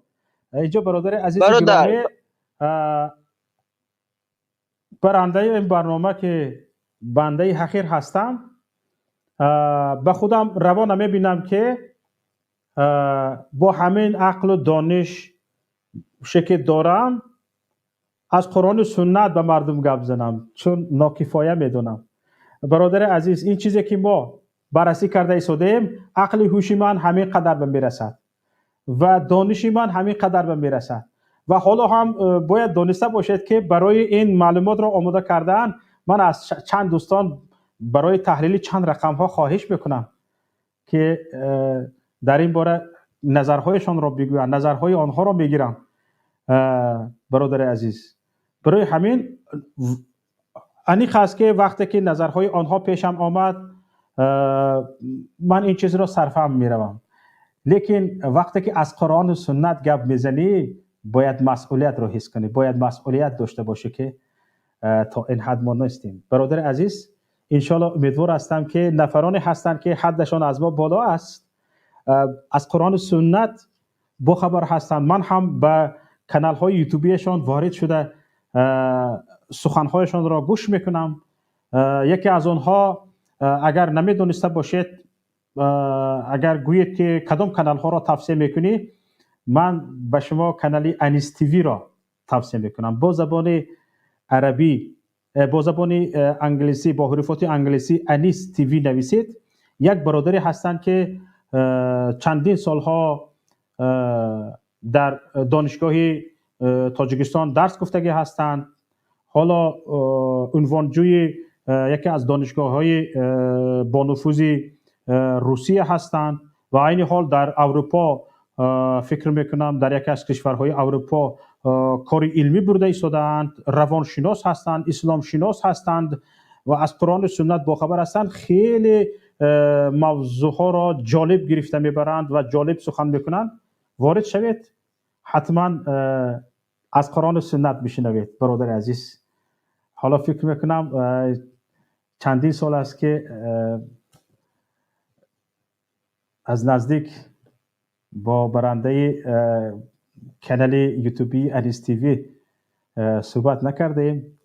یک رکلام بزرگ شد، نمیدونم حق این رکلام رو میفرستاده باشن چیکار میکرده باشن.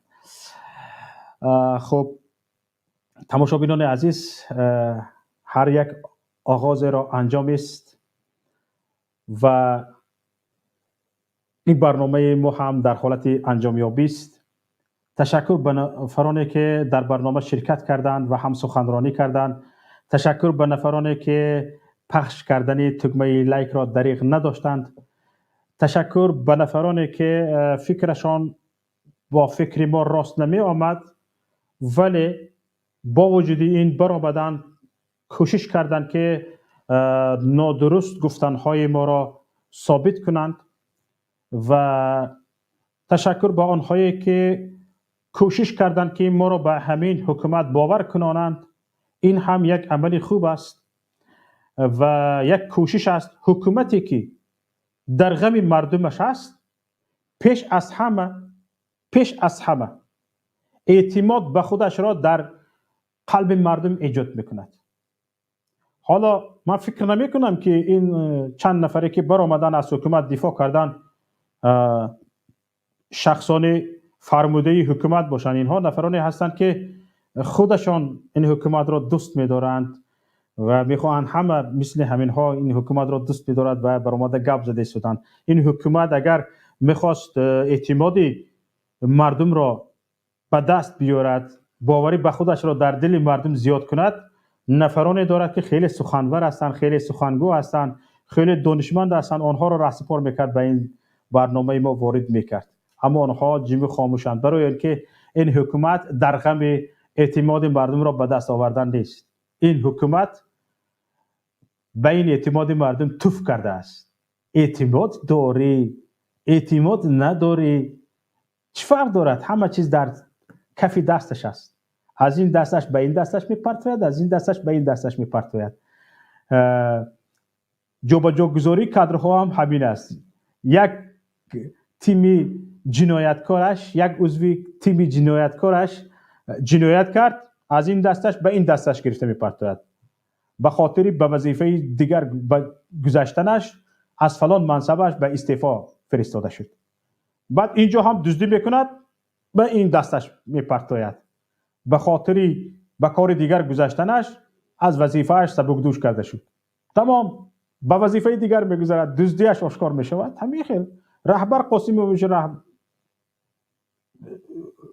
رئیس ولایت سوخت وقتی که در ولایت سوخت ضمن دزدیکاری هایش، غارتگری هایش و بیدادی های دادرانش، وقتی که افشا شد مردم به داد آمد، شکایت ها زیاد شد، بردن وزیری چی اش کردن؟ وزیری کشاورزی اش کردن برده. همه خیلی است. این دستش به این دستش به اعتماد مردم توف کرده است. فهمیدید؟ برای همین من امید میبرم که این نفرانی که به برنامه ما وارد شده جانبداری از حکومت میکنند، اینها نفرانی هستند که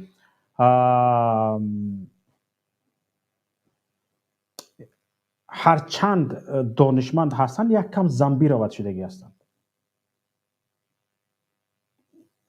یک طرف بینی به آنها حق نمیدهد که جانب دیگر را داده توانند.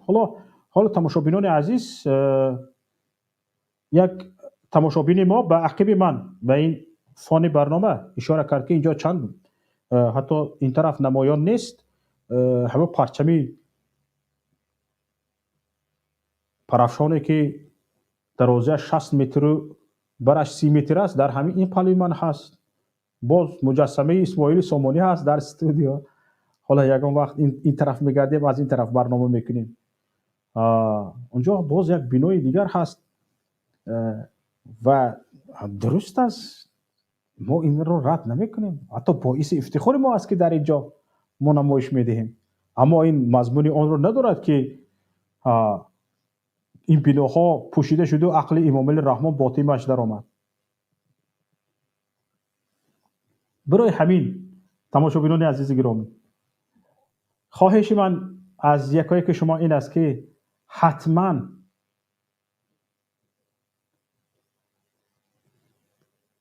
خواهش این را داشته باشد که کشور پیش رود، خودتان پیش روید، فرزندانتان پیش روند. این خواهش را جدی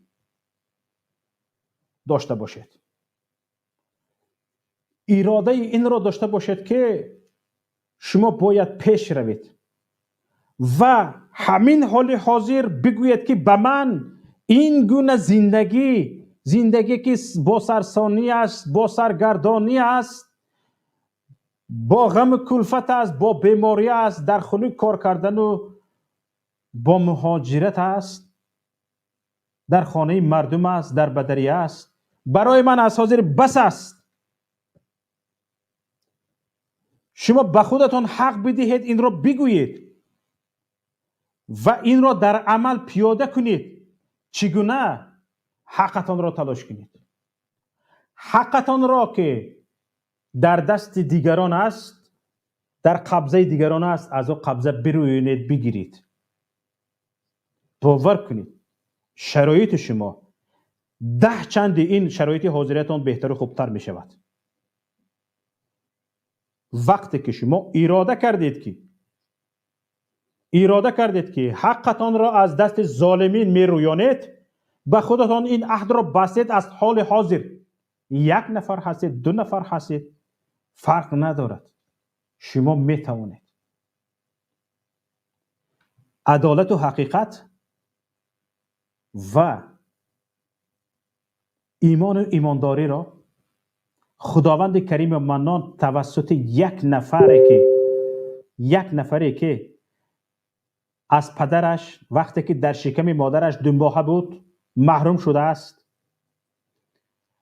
وقتی که 6 ساله بود از مادرش محروم شده است، وقتی که 8 ساله بود از بابایش محروم شده است و نهایت از آخرین نفری که از او دستگیری میکرد از عمکش محروم شده است و در اطرافش بیشتر آنهایی بودند که از خویش و تبارانش به او ضدیت میکردند. توسط پیامبر صلی الله علیه و سلم عدالت و حقیقت را در روی زمین جاری کرد، غالب کرد. عدالت و حقیقت غلبه کرد، اسلام غلبه کرد توسط یک نفر بر ضد ظلم، بر ضد استبداد. همان وقتی که به حالت همون نفران ارشد قریش می نگشتید، می گفتید اینها یعنی شکست ناپذیرند، اینها همین قدر طلا دارن، نقره دارن، همین قدر خانه جا دارن، چگونه می توان اینها را از بین برد و عدالت را برقرار کرد؟ لیکن شد برادران عزیز، ما باورمند به این دین هستیم، به این دین محمدی هستیم. این شدنی است. در بین مردم تاجیک نفرانی هستند که اگر کمر همت ببندند یک خودشان تنها میتوانند در تاجیکستان انقلاب کنند. فقط این اراده را پیش نگرفتند، زیر برگ‌ها خاموش مانده‌اند. باید این صداها از زیر برگ‌ها برآمده در فضای سیاسی تاجیکستان تنین انداز شود، صداها بلند شوند، حقیقت به دست حقدار برسد. سلامت و سربلند و پیروز باشید.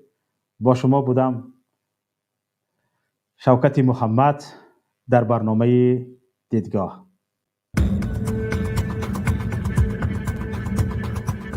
برنامه سیاسی و تحلیلی دیدگاه.